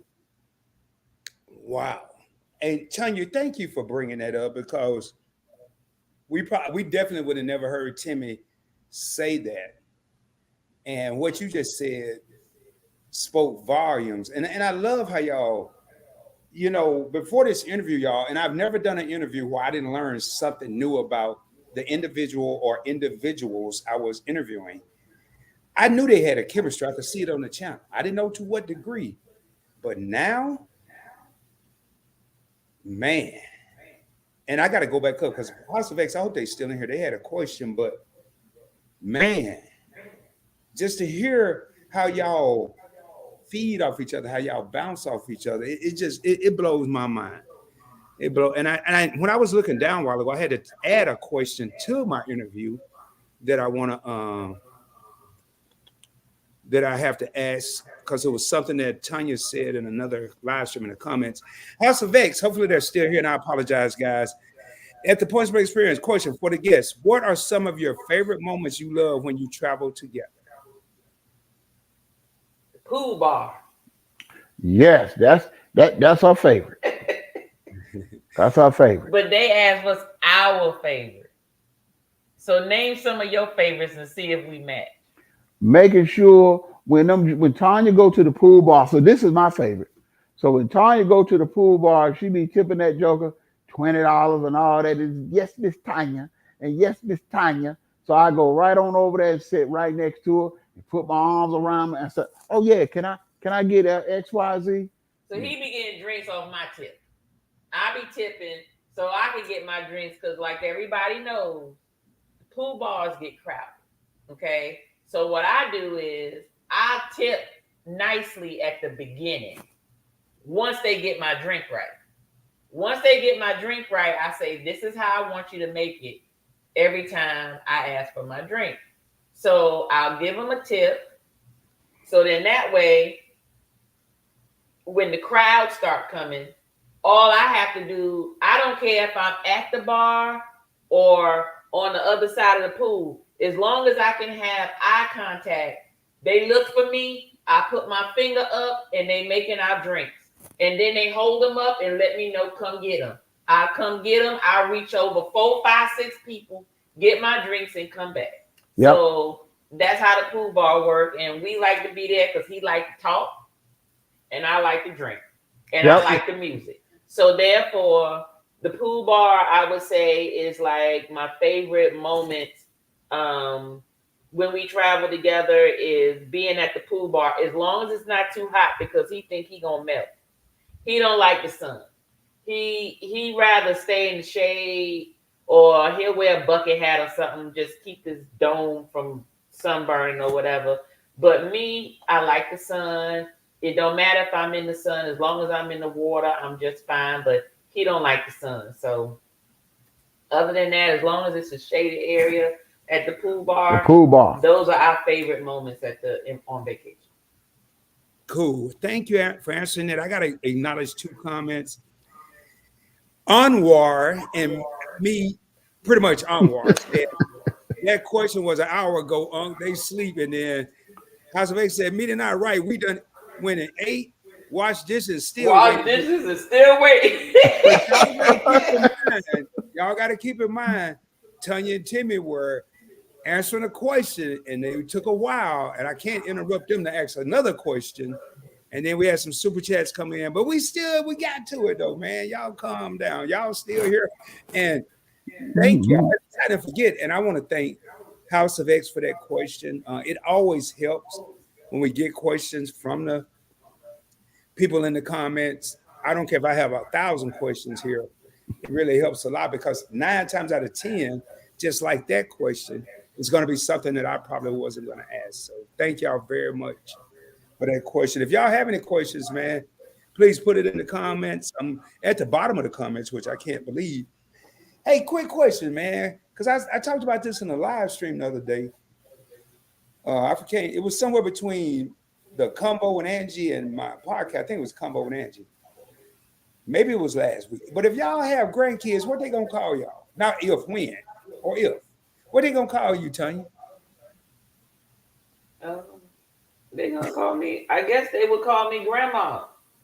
But my stepson ain't interested in having no kids till he get married, and I ain't against that. Same thing with my stepdaughter. Now, even though she like kids, she's in the military. So I said, you can't be actively in the military, have no babies. Who you leaving your baby with? Yes. I ain't that type of grandma. No. So you understand that. I'm living my best life today because I grew up poor. I was broke.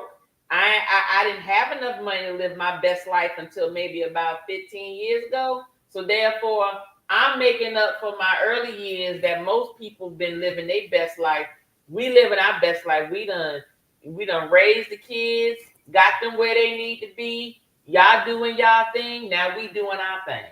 So don't be dropping them kids off over here. So right now we are not grandparents. We don't have any grandkids.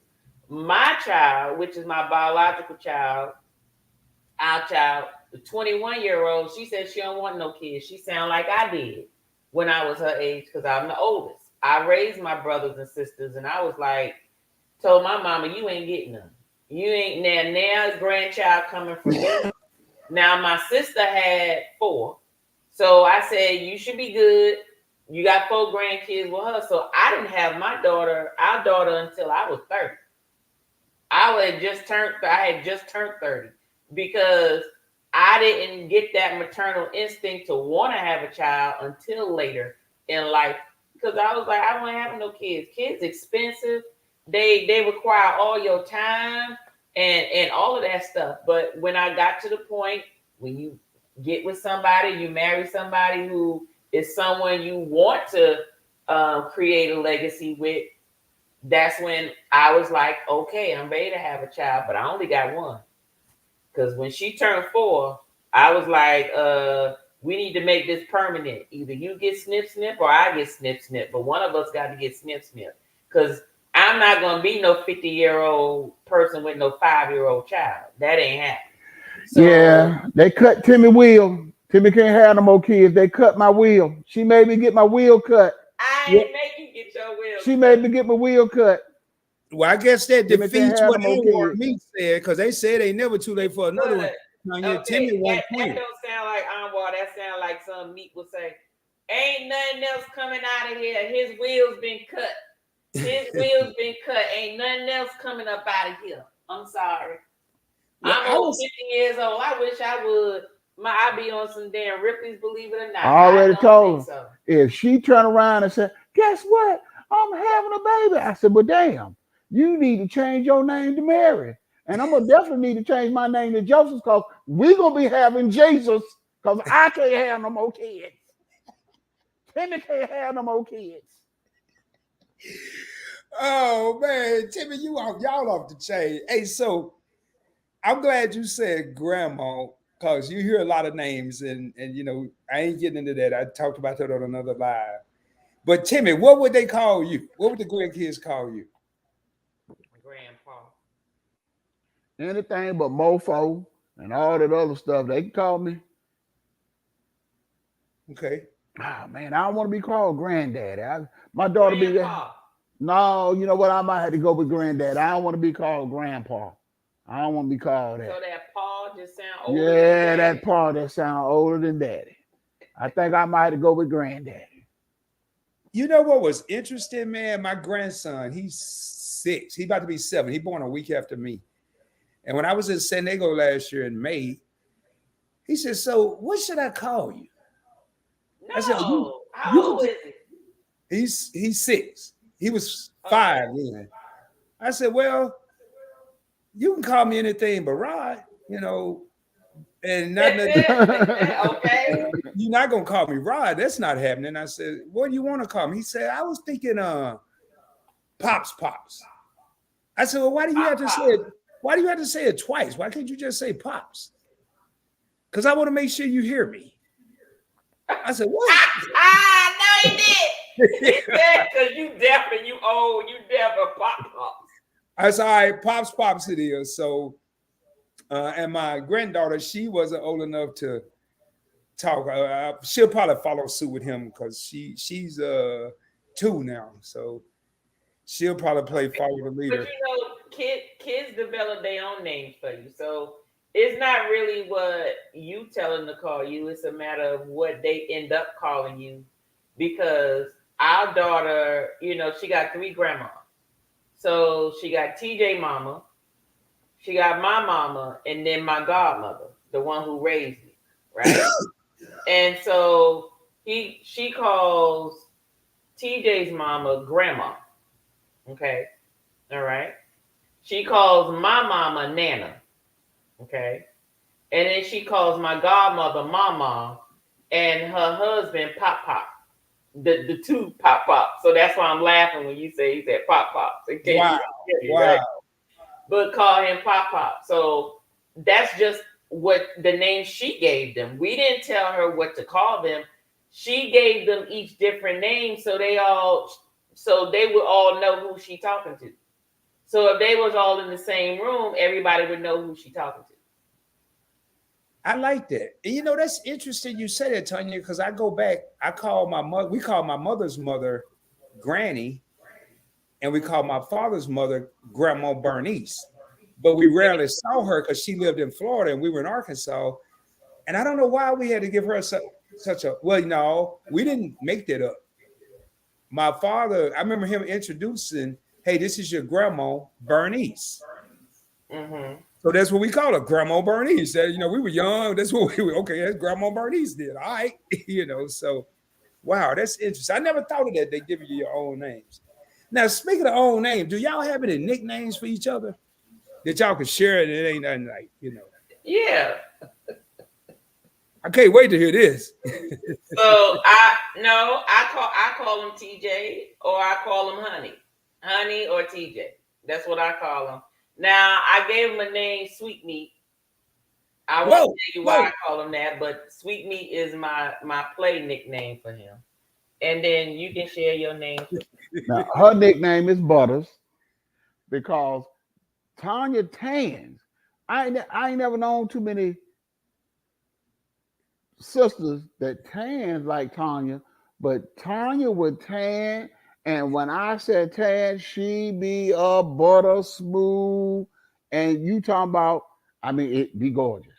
And we went on a couple of vacations, and I heard some guys as Tanya was walking and by, and me and something. Now I was looking at some guys. They was like, and these some Brit. They was like, "Oh my God, oh she's like butter. She's butter." I said, "Man, she do look like butter." And they was like, "Oh she's butter, man. She's butter." I said, "Man, she sure is." I said, "You know what? I'm gonna have to make sure I call her that and tell her when I get next to her." And they did not know that she was my wife, and they were just talking. I was like, yes. And she was glowing too. She had that daggone suntan. I was like, oh my God, she is glisten. She is butter. Not that parquet, not that margarine, but butter. The real butter. Huh? Well, I'm And glad that's what you her clarified. nickname. They were sitting. That's what I call her. I'm glad you I got clarified it. earrings that say Butters. I got a necklace that say Butters. It's butters. I'm glad you clarified, because when I heard sweet meat and butter, I was about to change the question.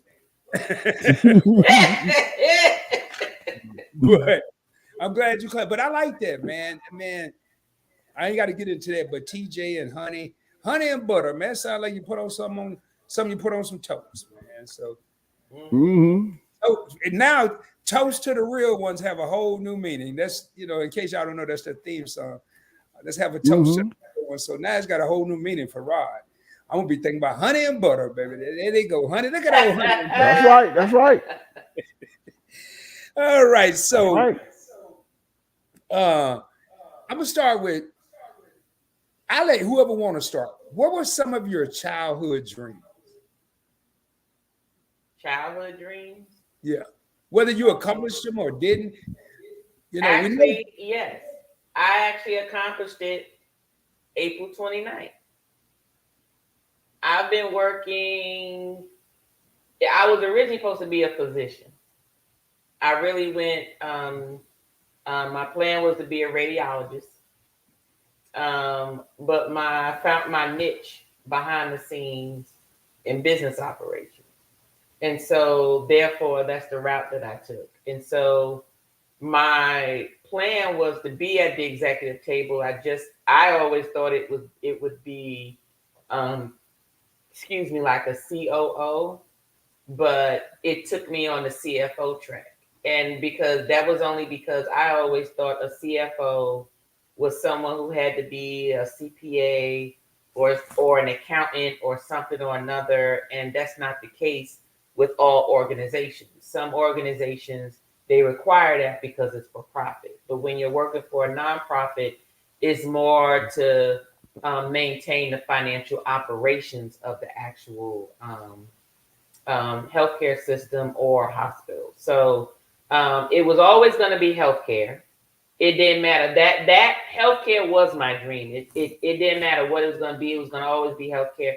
And I've been working in healthcare since the age of 16. So I know, I've had other jobs, but those were like part-time in addition to my healthcare job. So I've worked at hotels. I worked at the mall. I worked at the movie theater. I've worked in the food industry. I've done those things. Those are usually additional part-time jobs. But my dream job was, believe it or not, it was funny because I saw myself working the job before I knew what the job was. And all I knew was it was an office with a window, with a lovely view. No, it was not like in the top building or something like that. And I knew I was dressed cute. I knew that for sure. I knew I was dressed. Okay. And so I've accomplished all of that. So April 29th, this past April 29th, I actually reached what I've been trying to reach for a long time. Now, wherever the Lord take me after this, if the Lord tells me I'm going to be the CFO for the entire healthcare system, then that's fine. But I'm actually content where I am because this is where I've been striving to be this whole time. So yes, I have reached what my dream has been since I was way back in junior high school and high school. Yes. Wow. Yes. And as for me, I started out wanting to be an engineer. I reached that 2013. And I went to North Carolina A&T. Like I said, once I jumped out of college, I got there and Pretty Timmy was running around with them Omegas and them Kappas and them Alphas.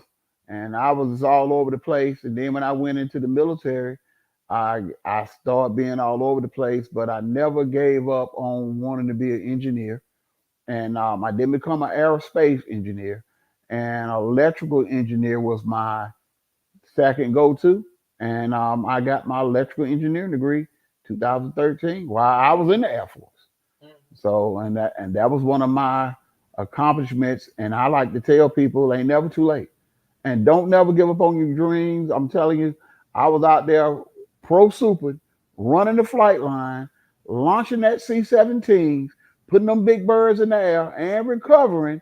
And in there with the other pro supers and the maintenance people doing engineering projects, doing C++, doing computer programming. Please C++ and Big Java. Wow. So, you know, that's amazing because there's a lot of people that have a lot of childhood dreams and they never accomplish them. So to hear both of you guys accomplish, you know, your childhood dreams, that's amazing. And y'all, this is not scripted. Tanya had a couple of different requests when I reached out to them for this interview. One was to send her the questions. In some kind of way, by the grace of God, I got out of sending her the questions. So they have no idea what questions I'm going to ask. And this couldn't have turned out any better because up until about 3 days ago, I didn't even know what questions I was going to ask. And just to hear, I don't think I know I haven't. I've never asked in any interview, what were some of your childhood dreams? So for the first time that I did decide to ask that question, both parties, and this wasn't something that was simple. The head of executive table, operations, electrical engineer or engineer, these aren't simple tasks, simple feats. So between saluting and clapping, boy, I'm gonna have to wear some gloves tomorrow because my hands are gonna be tired. So I only have a couple more questions, y'all. I'm being very cognizant of the time here. So Timmy, what's your favorite thing to eat, bro? You know what? I'm gonna keep it 100. Since I'm a diabetic, and I got the sugars, so I had to change my diet. So I'm trying to cut back on a lot of the meats and everything. So my favorite thing is cabbages, smoked neck bone. That's gonna be my favorite go-to meal because I can eat that as a diabetic. And Tanya makes the best. So when I'm trying to go a week and I'm trying to train my body, I said, hey, baby, I'm going to go get these cabbage. She cook them for me. Outstanding. Or, now one better. Man, me and my daughter love for Tanya to cook Salisbury steaks and mashed potatoes. We be fiending like crackheads around the house, baby. Baby, you can do that? Well, we really got it, baby. We already know you gonna hook it up. And we'll wait up and she will come home from work dirt tired. But she will give us our Christmas wish and hook us up. And we be sitting at the table like kids. Just wait. Man, that's now, to be honest, that Salisbury steak and mashed potatoes, that's my favorite. That's my go-to. I even though I need to be getting to this diabetic meal, I need to be eating these cabbages, but mashed potatoes, Salisbury steak. I like that too, Timmy. I had some from a soul food spot in Arlington, Cajun soul food spot. It was decent, and then I had some from another place. Everything I've had is good, but it wasn't that good. So I'm still hunting for some good Salisbury steak. What about you, Tanya? What's your favorite thing to eat? It's hard for me to say because I'm a foodie. Filet mignon.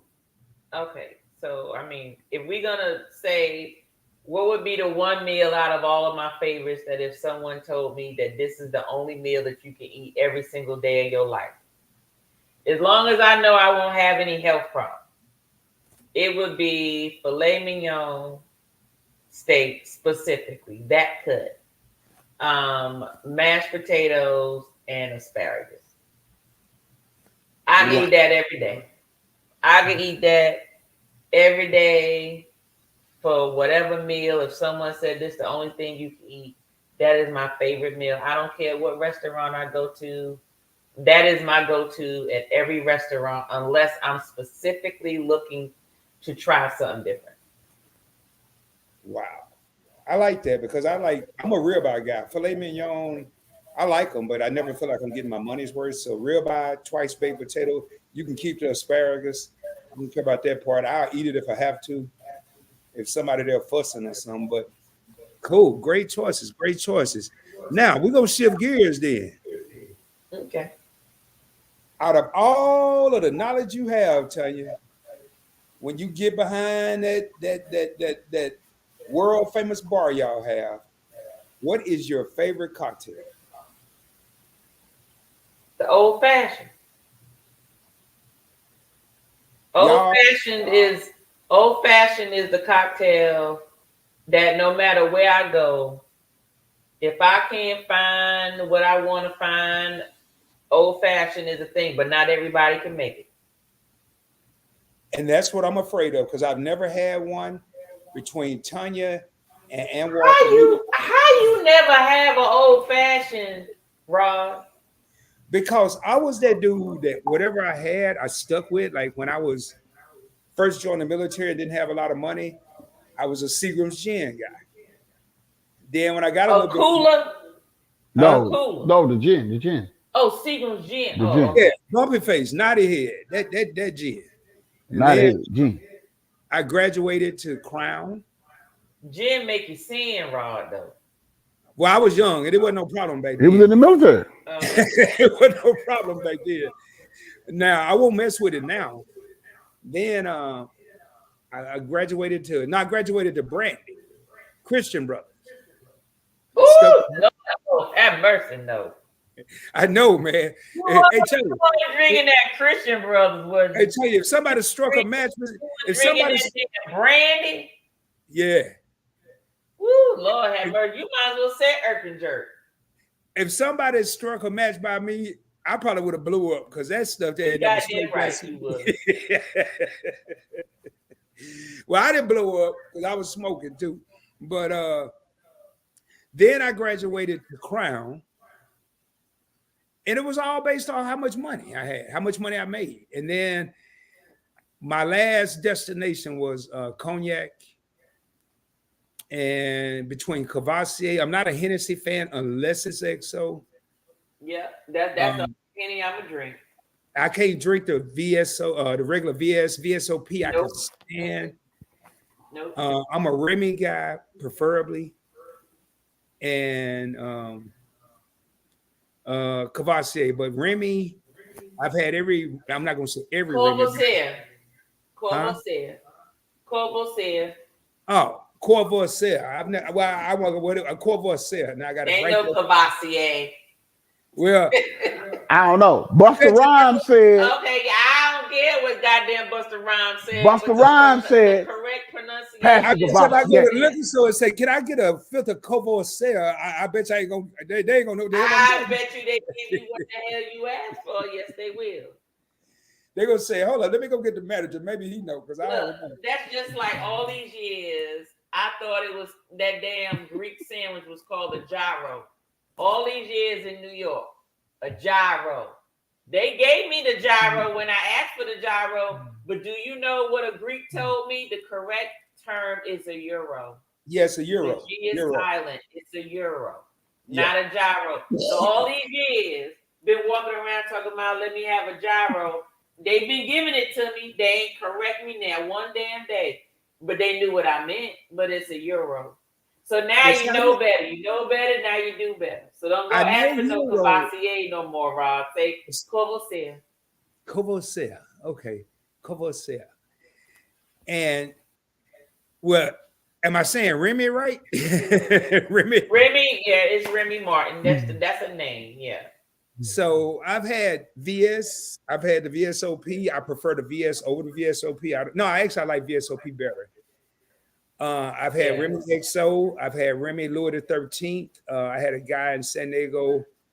I gave him a Cuban Cohiba. He gave me a double shot of Louis the 13th at $150 a shot back then. And I'm here to tell you.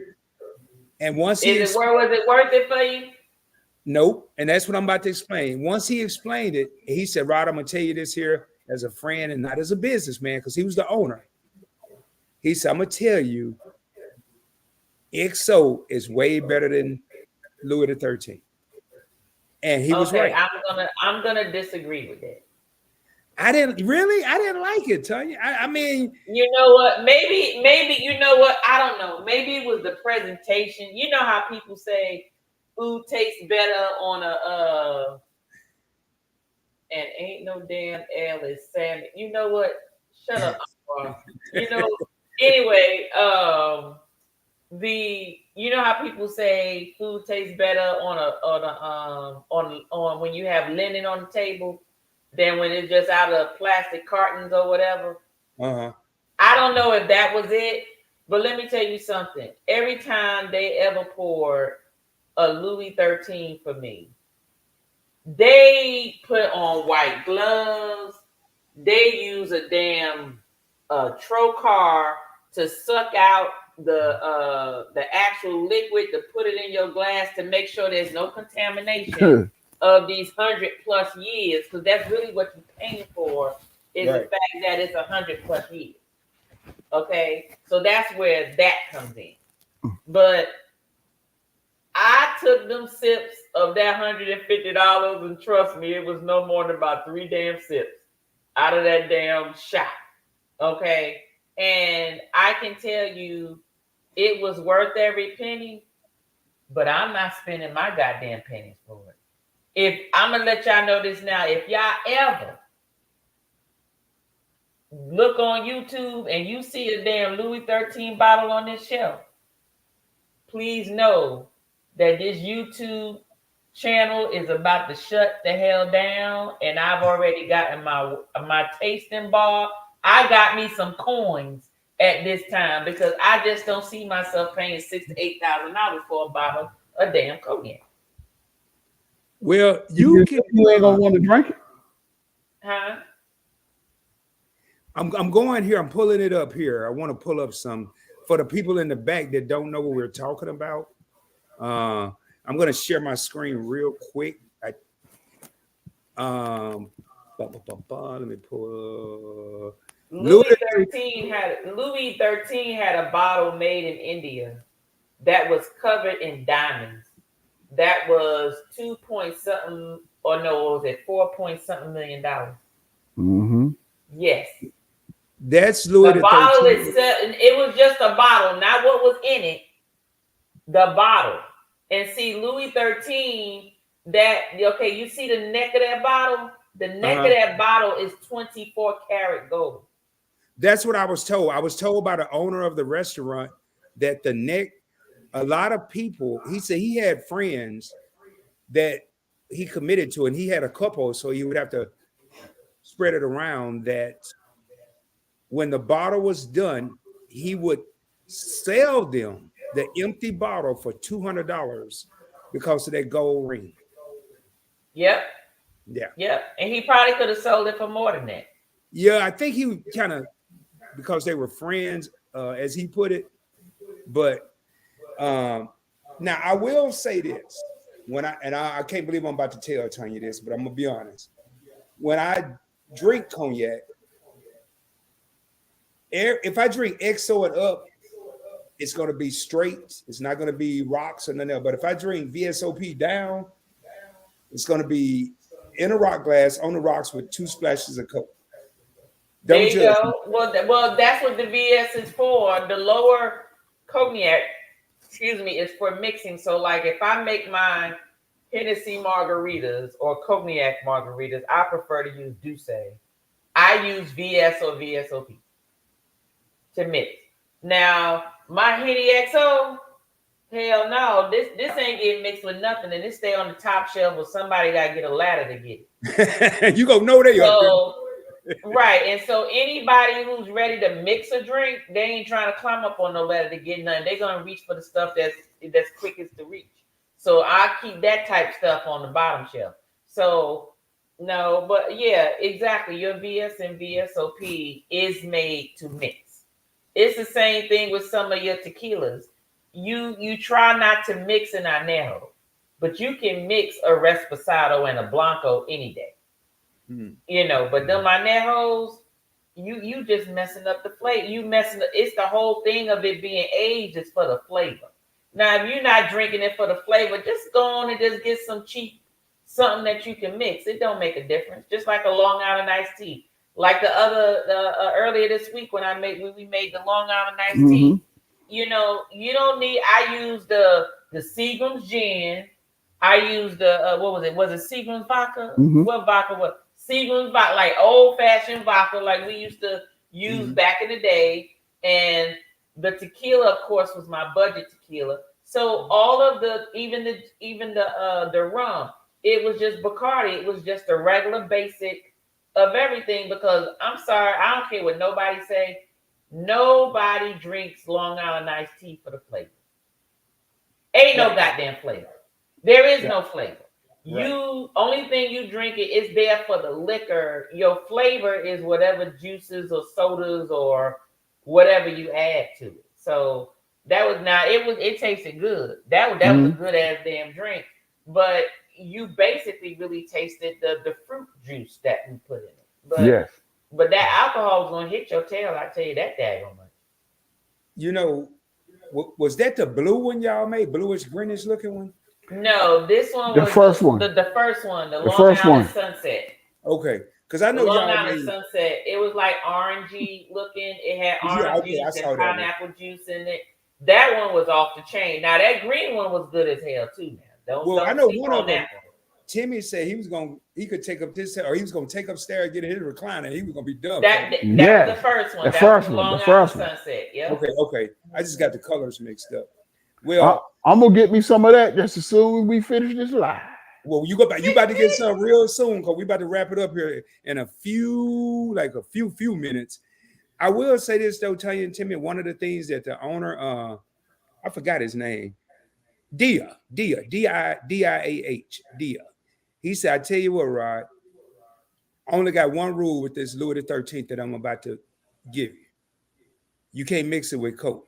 And if you plan on mixing it with Coke, I'm telling you right now, I'm not giving it to you because you're messing up. Gave you some Louis. That's what I was saying, Tanya. That's how I got it. Gave you a bottle. No. Oh, okay. I was about to send you a little 4-ounce bottle. Like if I mail it to you, will you pour some in there? This was in 2007, 2005. Where he at now? You ain't friends with him? I don't know. No, he last time I went to San Diego and went to the restaurant, he had sold it. The dude had money. His everyday ride was a Escalade, and his weekend ride was a Bentley GT Coupe. And he made money. He told me, he said, you know, one thing I respect about you, you didn't really see black people in there.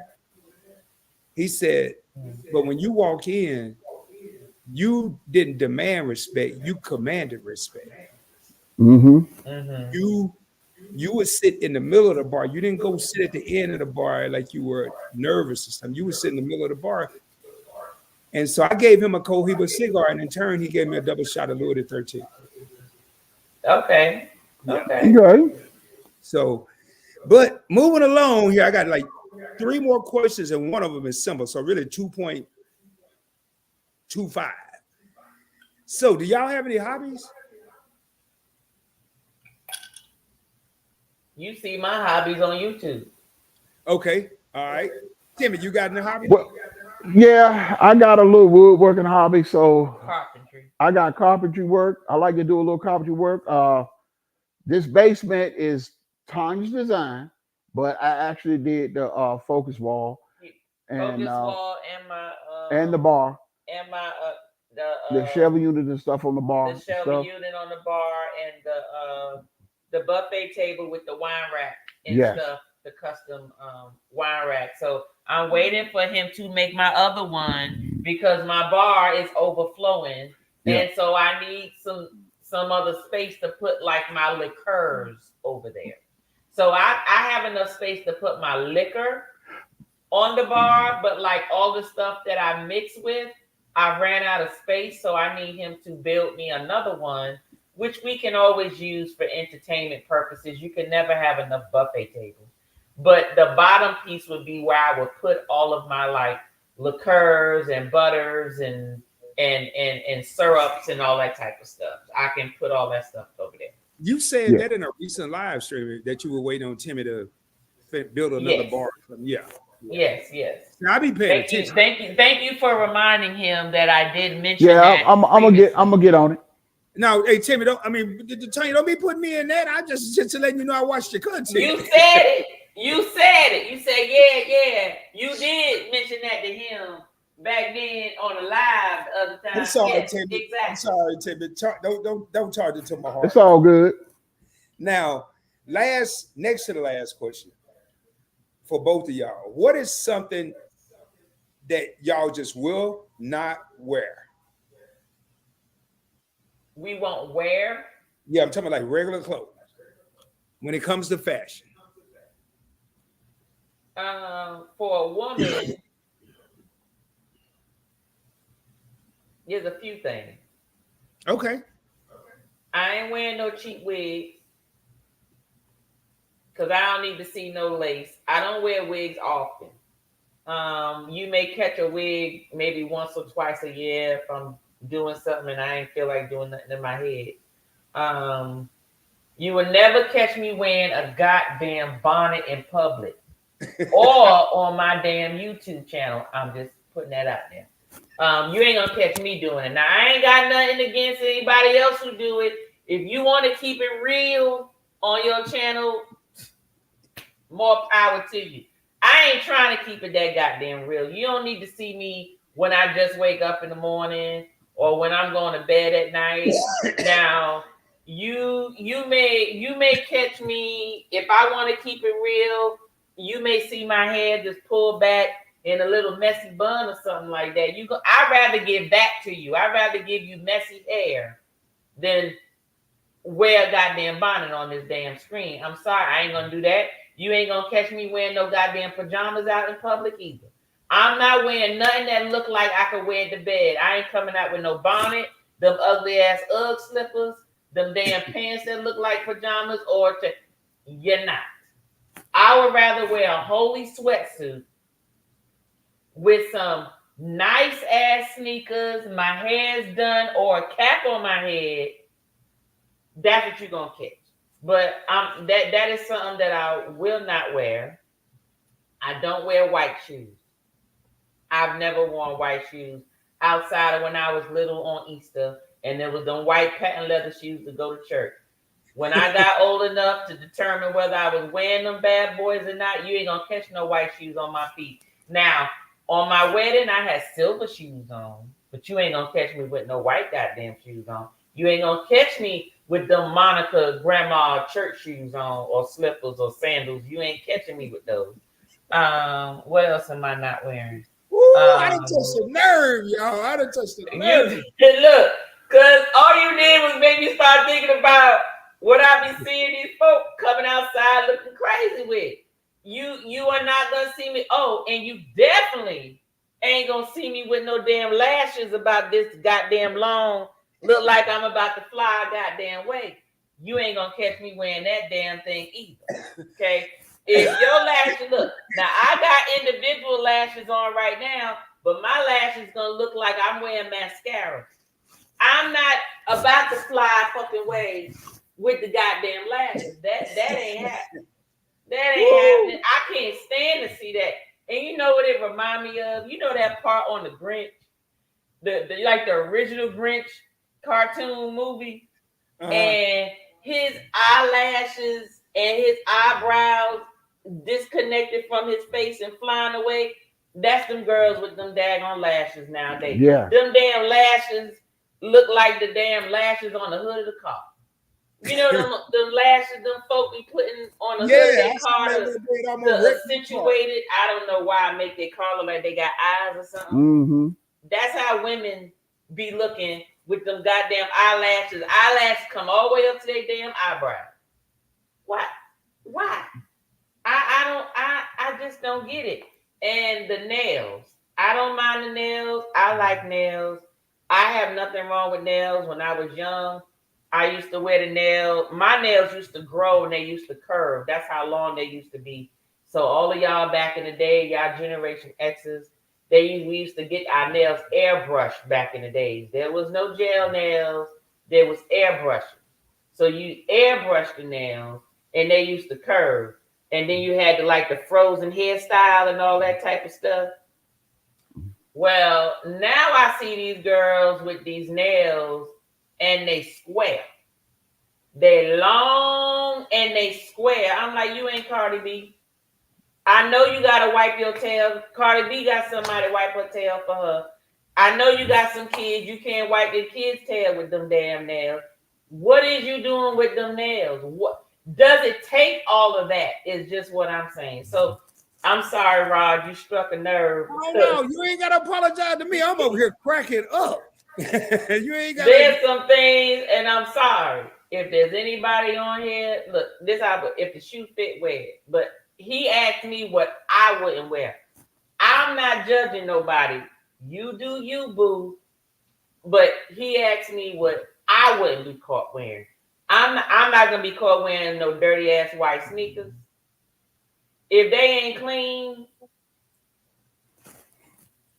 I ain't wearing them. Clean them, wipe them down, polish them. You know, the little white polish we used to get back in the day to put them on your kids and your Converses. You need to put them on there. Okay, so yes, so those is what I ain't wearing. I'm not wearing those. I ain't wearing none of that. I only have two. I ain't wearing no pants that stop right below the knees. I see some of these guys wear some stuff like when the guy. You talking about the daddy shorts? Yeah, I ain't wearing the daddy shorts. That's the daddy shorts. I ain't wearing the daddy shorts, and I ain't wearing the pants hanging off my ass. I ain't gonna do that neither. Well, hell no, you ain't wearing no Yeah, pants. I don't do that. I ain't nothing worse. We was on a cruise one time, and I seen a grown man, beard white as mine, pants hanging off his ass. And I started to walk up to him and said, brother, come on now. You know better than that shit. Pull your damn, take my belt. Or better yet, I'll whoop your ass. Because you know better than that. That ain't cute. It's not. There was this guy standing in front of me in FedEx one time. And the longer he was standing there, the longer his pants kept sliding down. All I saw was his damn drawers. And I'm looking and the people looking. And I leaned over to him and said, are you cold? Are you cold? I said, because your booty all out. And he turned around and he was like, don't be worried about my booty. What you looking for? I said, ain't nobody looking. I'm just saying, why even wear your pants if you're going to show all your drawers? Not just the top, like the band of the drawers. Like back in the day, you just saw the rim because everybody wanted you to know they was wearing Calvin Klein and Boss, Hugo Boss, and whatever drawers they had out for men back then. They just wanted to show the band of the underwear. Now, the damn pants around their damn thighs with a belt. I don't get it. You know I just don't get it. You know what tripped me out with that is when they got to spread their legs a couple inches apart so they Yeah, can walking like a keep the damn pants duck. up. Yeah, to Walking keep the like a pants. damn duck. Yeah. I can't stand it, man. But you know, and tell you, let me tell you, you ain't never got to apologize for answering the question that I asked because the name of this series is Getting to Know, and tonight, Event Yours. When I ask a question, hey, the floor is yours. I ask a question, I want you to answer it. And the catchers, Rod, know the right question to ask. Catchers, thank y'all for saying that, man. But a lot of times I just be looking up, man. Like I ain't know that was gonna strike a nerve, but I'm glad it did because I done got my life. Look, let me tell you something. I'm gonna just let y'all know this now. If y'all ever see me wearing anything that I just said that I don't, please give Timmy a call and be like, what's wrong? Is something going on at the house? Tanya okay? She got some mental problems. Did she have a damn breakdown? Because I promise you, I just can't walk out the house. I just don't walk out the house looking any kind of way. I just don't, because I was raised with nothing, and I was always taught that just because you don't have nothing, you don't need to look like you have nothing. So that doesn't mean that if you dress like it doesn't mean you have nothing. It's just that I was just trained to be, don't look the way you feel, or you don't need to look like your situation. So I was always accustomed to your hair need to be done. You need to be clean, have good hygiene. Your hair need to be done. You need to be groomed. Right. Okay. And you need to have clean shoes on your feet. Don't mean they got to be new shoes. They need to be clean on your feet. Now, your outfit may be a little tethered, a little raggedy, just a little bit. But I'm sorry, I there's just some things especially a woman. I just don't feel that you need to walk out the house looking any old kind of way. I just don't. Nobody's saying you got to go out there. Nobody said nothing about makeup. Nobody said you need to wear makeup, right? All I said was you need to be clean, smell good, with make sure that you groom. If you can't get your hair done, this thing's called caps. They even got like the little head wraps and stuff. You can wrap your hair up, but ain't nobody know what it look like under there. But we don't need to see what it look like up under there. Yes, off the chain. Off the Facts. chain. Facts. Well, Especially, just to say, the comment, one more thing, like Tanya said, we was on Royal Caribbean, Wonder of the Seas. Played good money to be up there. Seen these young girls up there walking around with them daggone hair bonnets on their heads. I said, y'all missed the carnival boat. It's way down there. I'm like, what's the purpose? Now you wrong for that. Now why they gotta be on carnival? Because everybody know carnival is the off the chain wild cruise, and it is what it is. You need to stop. But why would you come on? This is my thing with us. Why are we trying to set something that's not even, it's not, we want to set a trend, but let's not go backwards. Black women are descendants from queens. Let's be queens. Have you ever opened a history book and seen a picture of a queen with a damn bonnet on her head? Make it make sense. Make it make sense. Well, maybe they getting it confused with the pharaoh's hat. They was looking at the picture of the chambermaids. The chambermaids had that shit on their head. They had the little towels and all that. But then I'm a queen. Look, go to the next page. That's the chambermaid with the towels. She had that on her head. She was not a queen. So make it make sense. That's all I'm saying. And the glitter and the bedazzle on the bonnet don't mean nothing. That does not make it a headpiece. I don't think I seen that one yet. I ain't looking to see it. Woo! It is what it is. I mean, make it make sense. Make it make sense. Well, I will say this. One thing that you will never see Rod wearing ever is no skinny jeans. You gonna rarely see me wearing regular jeans because I'm not a jean dude. Look, unless you skinny. See, if you skinny, then they regular jeans. But they only skinny jeans for the folk that ain't skinny. You know what tripped me out, man?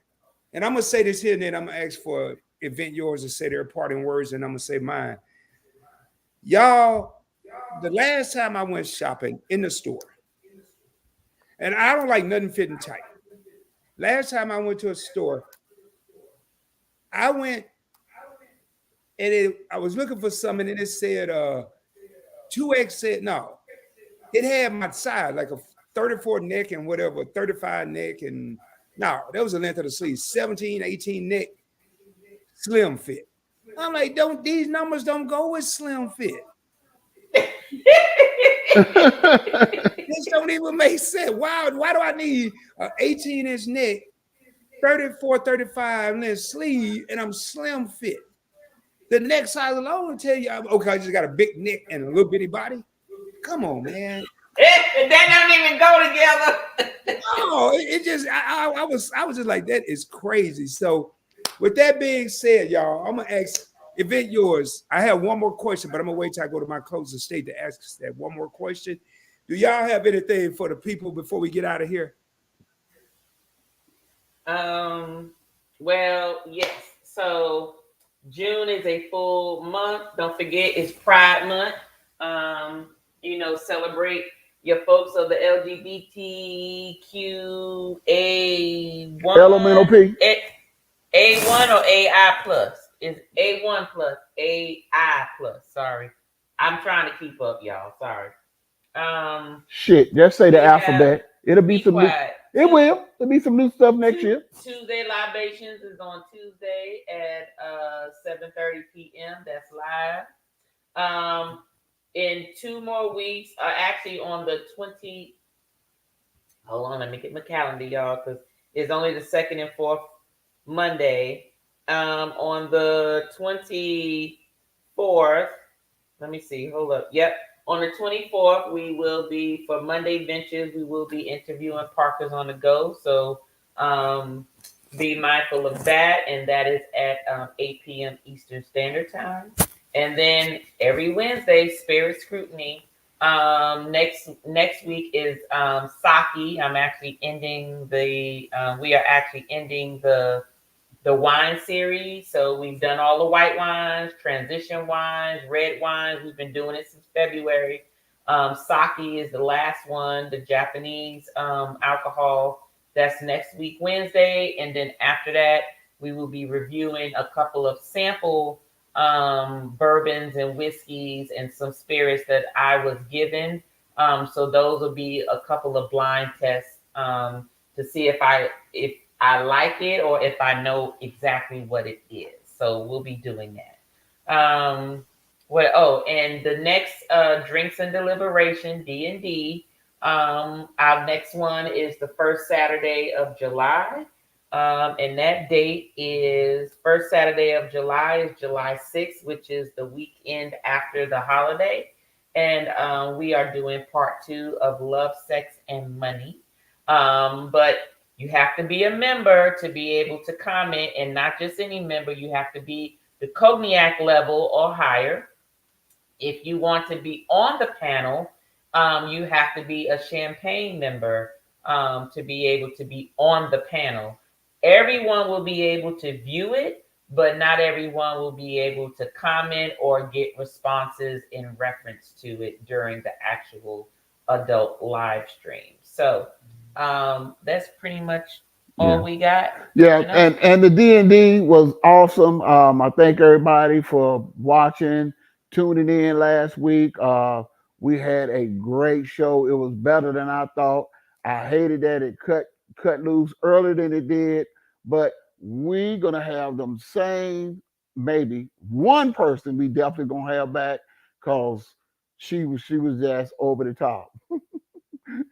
And usually what I do is I do reach out to my members, even if they're not at the champagne level to be members. I do reach out. I do plan to reach out to my members as well as other channels, members to not channel members, but YouTube channels to be a guest on D&D, depending on what the subject is. So just know that. So that's all we got so far for the month of June and first week of July. Wow. Well, y'all heard it, and I have one last question. Quick question, quick answer. Was this an experience? Yes. Yes. It was an experience. It was a point blank experience. Yes. I want to thank you, Rod, for letting Pretty Timmy be Pretty Timmy. You know what I'm saying? And I'm trying to tell you, I like you letting you take the handcuffs off, and I got my shoes off. I'm sitting here, look, nothing on but my socks. You know what I'm saying? you let Timmy get real comfortable. So I did everything but show my behind, and that's what I wanted to be. When you're doing these interviews, you know what I'm saying? My thing is, you want people to tell the truth, and you want people to really give listeners their version of you. And I want people to know who Pretty Timmy is. You know what I'm saying? What you see is what you get. You know what I'm saying? I'm not going to be fake, phony, felonious. Either you're going to love me or you're going to like me. One of the two. And I'm going to say it again. Either you're going to love me or you're going to like me. Then if you don't like me or whatever, hey, we can talk about it. You know what I'm saying? You can meet me out there in the street. We can talk about it. Oh boy. Well, I appreciate that, man. And House of X says LGBTQ TGNC. Okay, hold up. Wait a minute. Hold up. Hold the hell up. What the hell is TGNC? I don't know, man. Wait, I don't know. I'm gonna take a stab at it. First off, why you ain't got AI up there? And y'all give me a second. Keep talking. Is TG transgender neutral community or transgender non-binary community? What the TGNC? Y'all got all these. Okay, y'all just making me confused. So I'm familiar with the LGBTQ. I grew up with that. Then they added the AI plus, and then what's TGNC? Did I get it right? Hey Scott, how you doing? What up, Scott? What's TGNC, Watson or Leo? What does that mean? Are you typing? You typing slow. Yes, D&D. They must be on a delay. They must be looking. Oh, okay. It's probably a delay on there. So that's probably what's going on. So I'll let them catch up. There was a couple of other people went live and had some pop-ups and stuff like that. So, people are back and forth. Now, Rod, you know what? Every damn live he go for a potty break. Well, look, you need to put on the Depends, Rod. Going on these damn potty breaks. You supposed to go before your live. No, Tanya. You go before your live and then you hold it until after the live. My alarm was going off on my car. It wasn't a potty break. Okay then. I did, and I'm usually I can get away with those when I have guests because all I gotta do is put you on the screen by yourself and make sure I ask a long-winded question that require a long-winded answer. But now my alarm. Look, now you tell the secret. Now I know when you do that, I'll be like, but I can't do it. I can't do it when I'm by myself. Y'all. No, but like when I do it, a lot of times I ask a question and I think it requires y'all to have a spotlight. I'll still be sitting here. But no, my alarm was going off in my car. The little car that I have left. It was going off. Yeah. So how's your other car? I know you. I think that is the other car. That's the only car. That's the car where the alarm was going off. I don't know why I'm tripping. I mean, I don't know what they would have been doing, but sometimes if the wind is blowing too hard, which it is, then it'll trigger the alarm. Or if a cat get up close and rub on it or something. Okay. So sorry about that, y'all. But that's why I say, hey, I got to go do something. I usually say, hey, I'm gonna run to the restroom or something like that. But my parting words, y'all. I think they had a delay, like House of X and them. I think when they probably went out and came back in, and so they're looking at like maybe a couple of minutes before because they're answering questions or responding to stuff we talked about a few minutes ago. So they'll probably catch up at some point. Okay. So. Well, we probably gonna be gone then because we over. Yeah. But because it's time for Timmy to get a snack. Yeah. Because I got that sugar, so I got to feed it. I tell you 2 hours or less. Well, I will say my parting words. Once again, y'all, I didn't start off this way, but I only have the best of the best on the Point Blank Experience. And tonight, once again, we have witnessed greatness on many different levels. There's not been an interview where I don't learn something from the people I'm interviewing. And tonight I learned many things. I have some ideas when it comes to love and relationships that I got tonight. I'm not talking about Rod have some ideas. Rod learned some ideas tonight from Tanya and Timmy. Some of them I can't do, like the military flag or all of that, which if you didn't catch that part, please go back and catch the replay and check that out.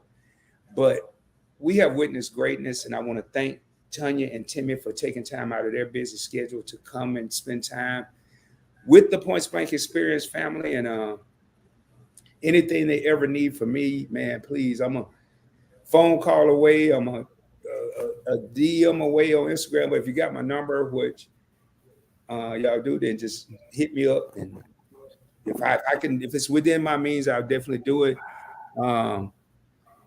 And with that being said, man, I do have a busy interview schedule. This was the first interview I've done. And I think I did one in May, I can't remember. I've been busy on all these channels. But next week, we do have Keisha's comedy set that's going to be on next Friday. June 22nd, we have Fats and Tree. June 28th, I believe, Miss Yo-Yo Motivates. And somewhere in June. It's probably going to be July. I'm trying to work. My sister that we used to work together, her name is Angela. She's been on the Nick Cannon show. She's actually doing work in Tyler Perry Films right now. She's going to be on the channel, as well as I have another person that I'm solidifying a date that could be July as well. But and you're right, because here's the transgender. So man, we're going to be busy. Real Talk with Rod series. Actually, I just ran out of time today, and I wanted to be fresh for this interview. Motivational Boulders is coming back. I'm going to be doing shorter videos with just things that are on my mind. And I do have one coming up. It's going to be next week when I come back. It's going to be a video. It's not going to be a live. And the title is Somebody. I'll let y'all let that marinate. It's somebody.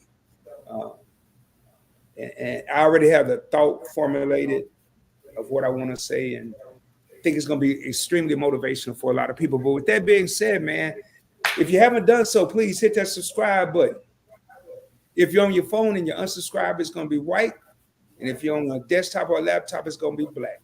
Make sure you hit that notification bell. It's going to default to personalized. Make sure you select all so you don't miss out on future videos, live streams, podcasts, lunch convo with Angie Pooh, interviews. Also, please remember, as I end each and every live stream and video, shoot for the moon. If you don't make it, you'll be amongst the stars. I can guarantee you. I will be coming at you soon, dropping more heat, dropping more fire, dropping more knowledge. And more importantly, on this channel, getting to know people a little bit better than we think we know. You know, we think we know some of these content creators, but we got a chance tonight to see two people that I already thought were special. Now I look at them as extremely special. So with that being said, man, I don't know what that say. I don't know what that say. Y'all gonna figure that one out to be talking on the phone, because boy, I couldn't even begin that. Rendering Comfreon. What is that? Gigi Render. I don't know. Uncomfrey. I don't look. Yeah. He gonna have to text me and tell me what them TGNC mean. That's what I need to know. Thank you, Beauty Boss Jamie. Beauty Boss Jamie is also a member on Event Yours. who came up earlier. Y'all probably didn't know what it was. And she's been a member for 1 month, pretty much a member since Event Yours first started membership. Your favorite couple, thank you, says good night all. Why Loves to Motivate says have a good night. Great interview, great live. And I want to thank Why Loves to Motivate, your favorite couple, Meet and I, and Fanny for those donations to the channel. Some people call them donations, but Thurston like to call them. What you call them, Thurston? Super chat. So I want to thank y'all. With that being said, y'all, much love, peace, and blessings. Tell you, I don't know if you and Timmy want to stay backstage. I don't really have anything else to say. Y'all can, and we out. Thank y'all from the bottom of my heart. Y'all are the best. If you're not subscribed to Event Yours, please don't do me a favor. Don't do Tanya and Timmy a favor. Do yourself a favor, because I guarantee you're gonna get educated in more ways than one. With that being said, y'all, we're about to raise up. Remember, on the Points Blank Experience, on the Points Blank Network, the code to success is 247-365, meaning we stay grinding 24 hours a day, 7 days a week, 365 days a year. And other than that, much love, y'all. Peace. I'm out. We out. Y'all have a nice evening. Good night, everybody. Everybody. Thank y'all. Get that snack, Timmy. Yeah, I got to go get that snack, baby. I'm going to be in Atlanta soon. Okay. I don't know when. All right. Much love, y'all. Peace. All right. All right. Good night. Bye. Good night.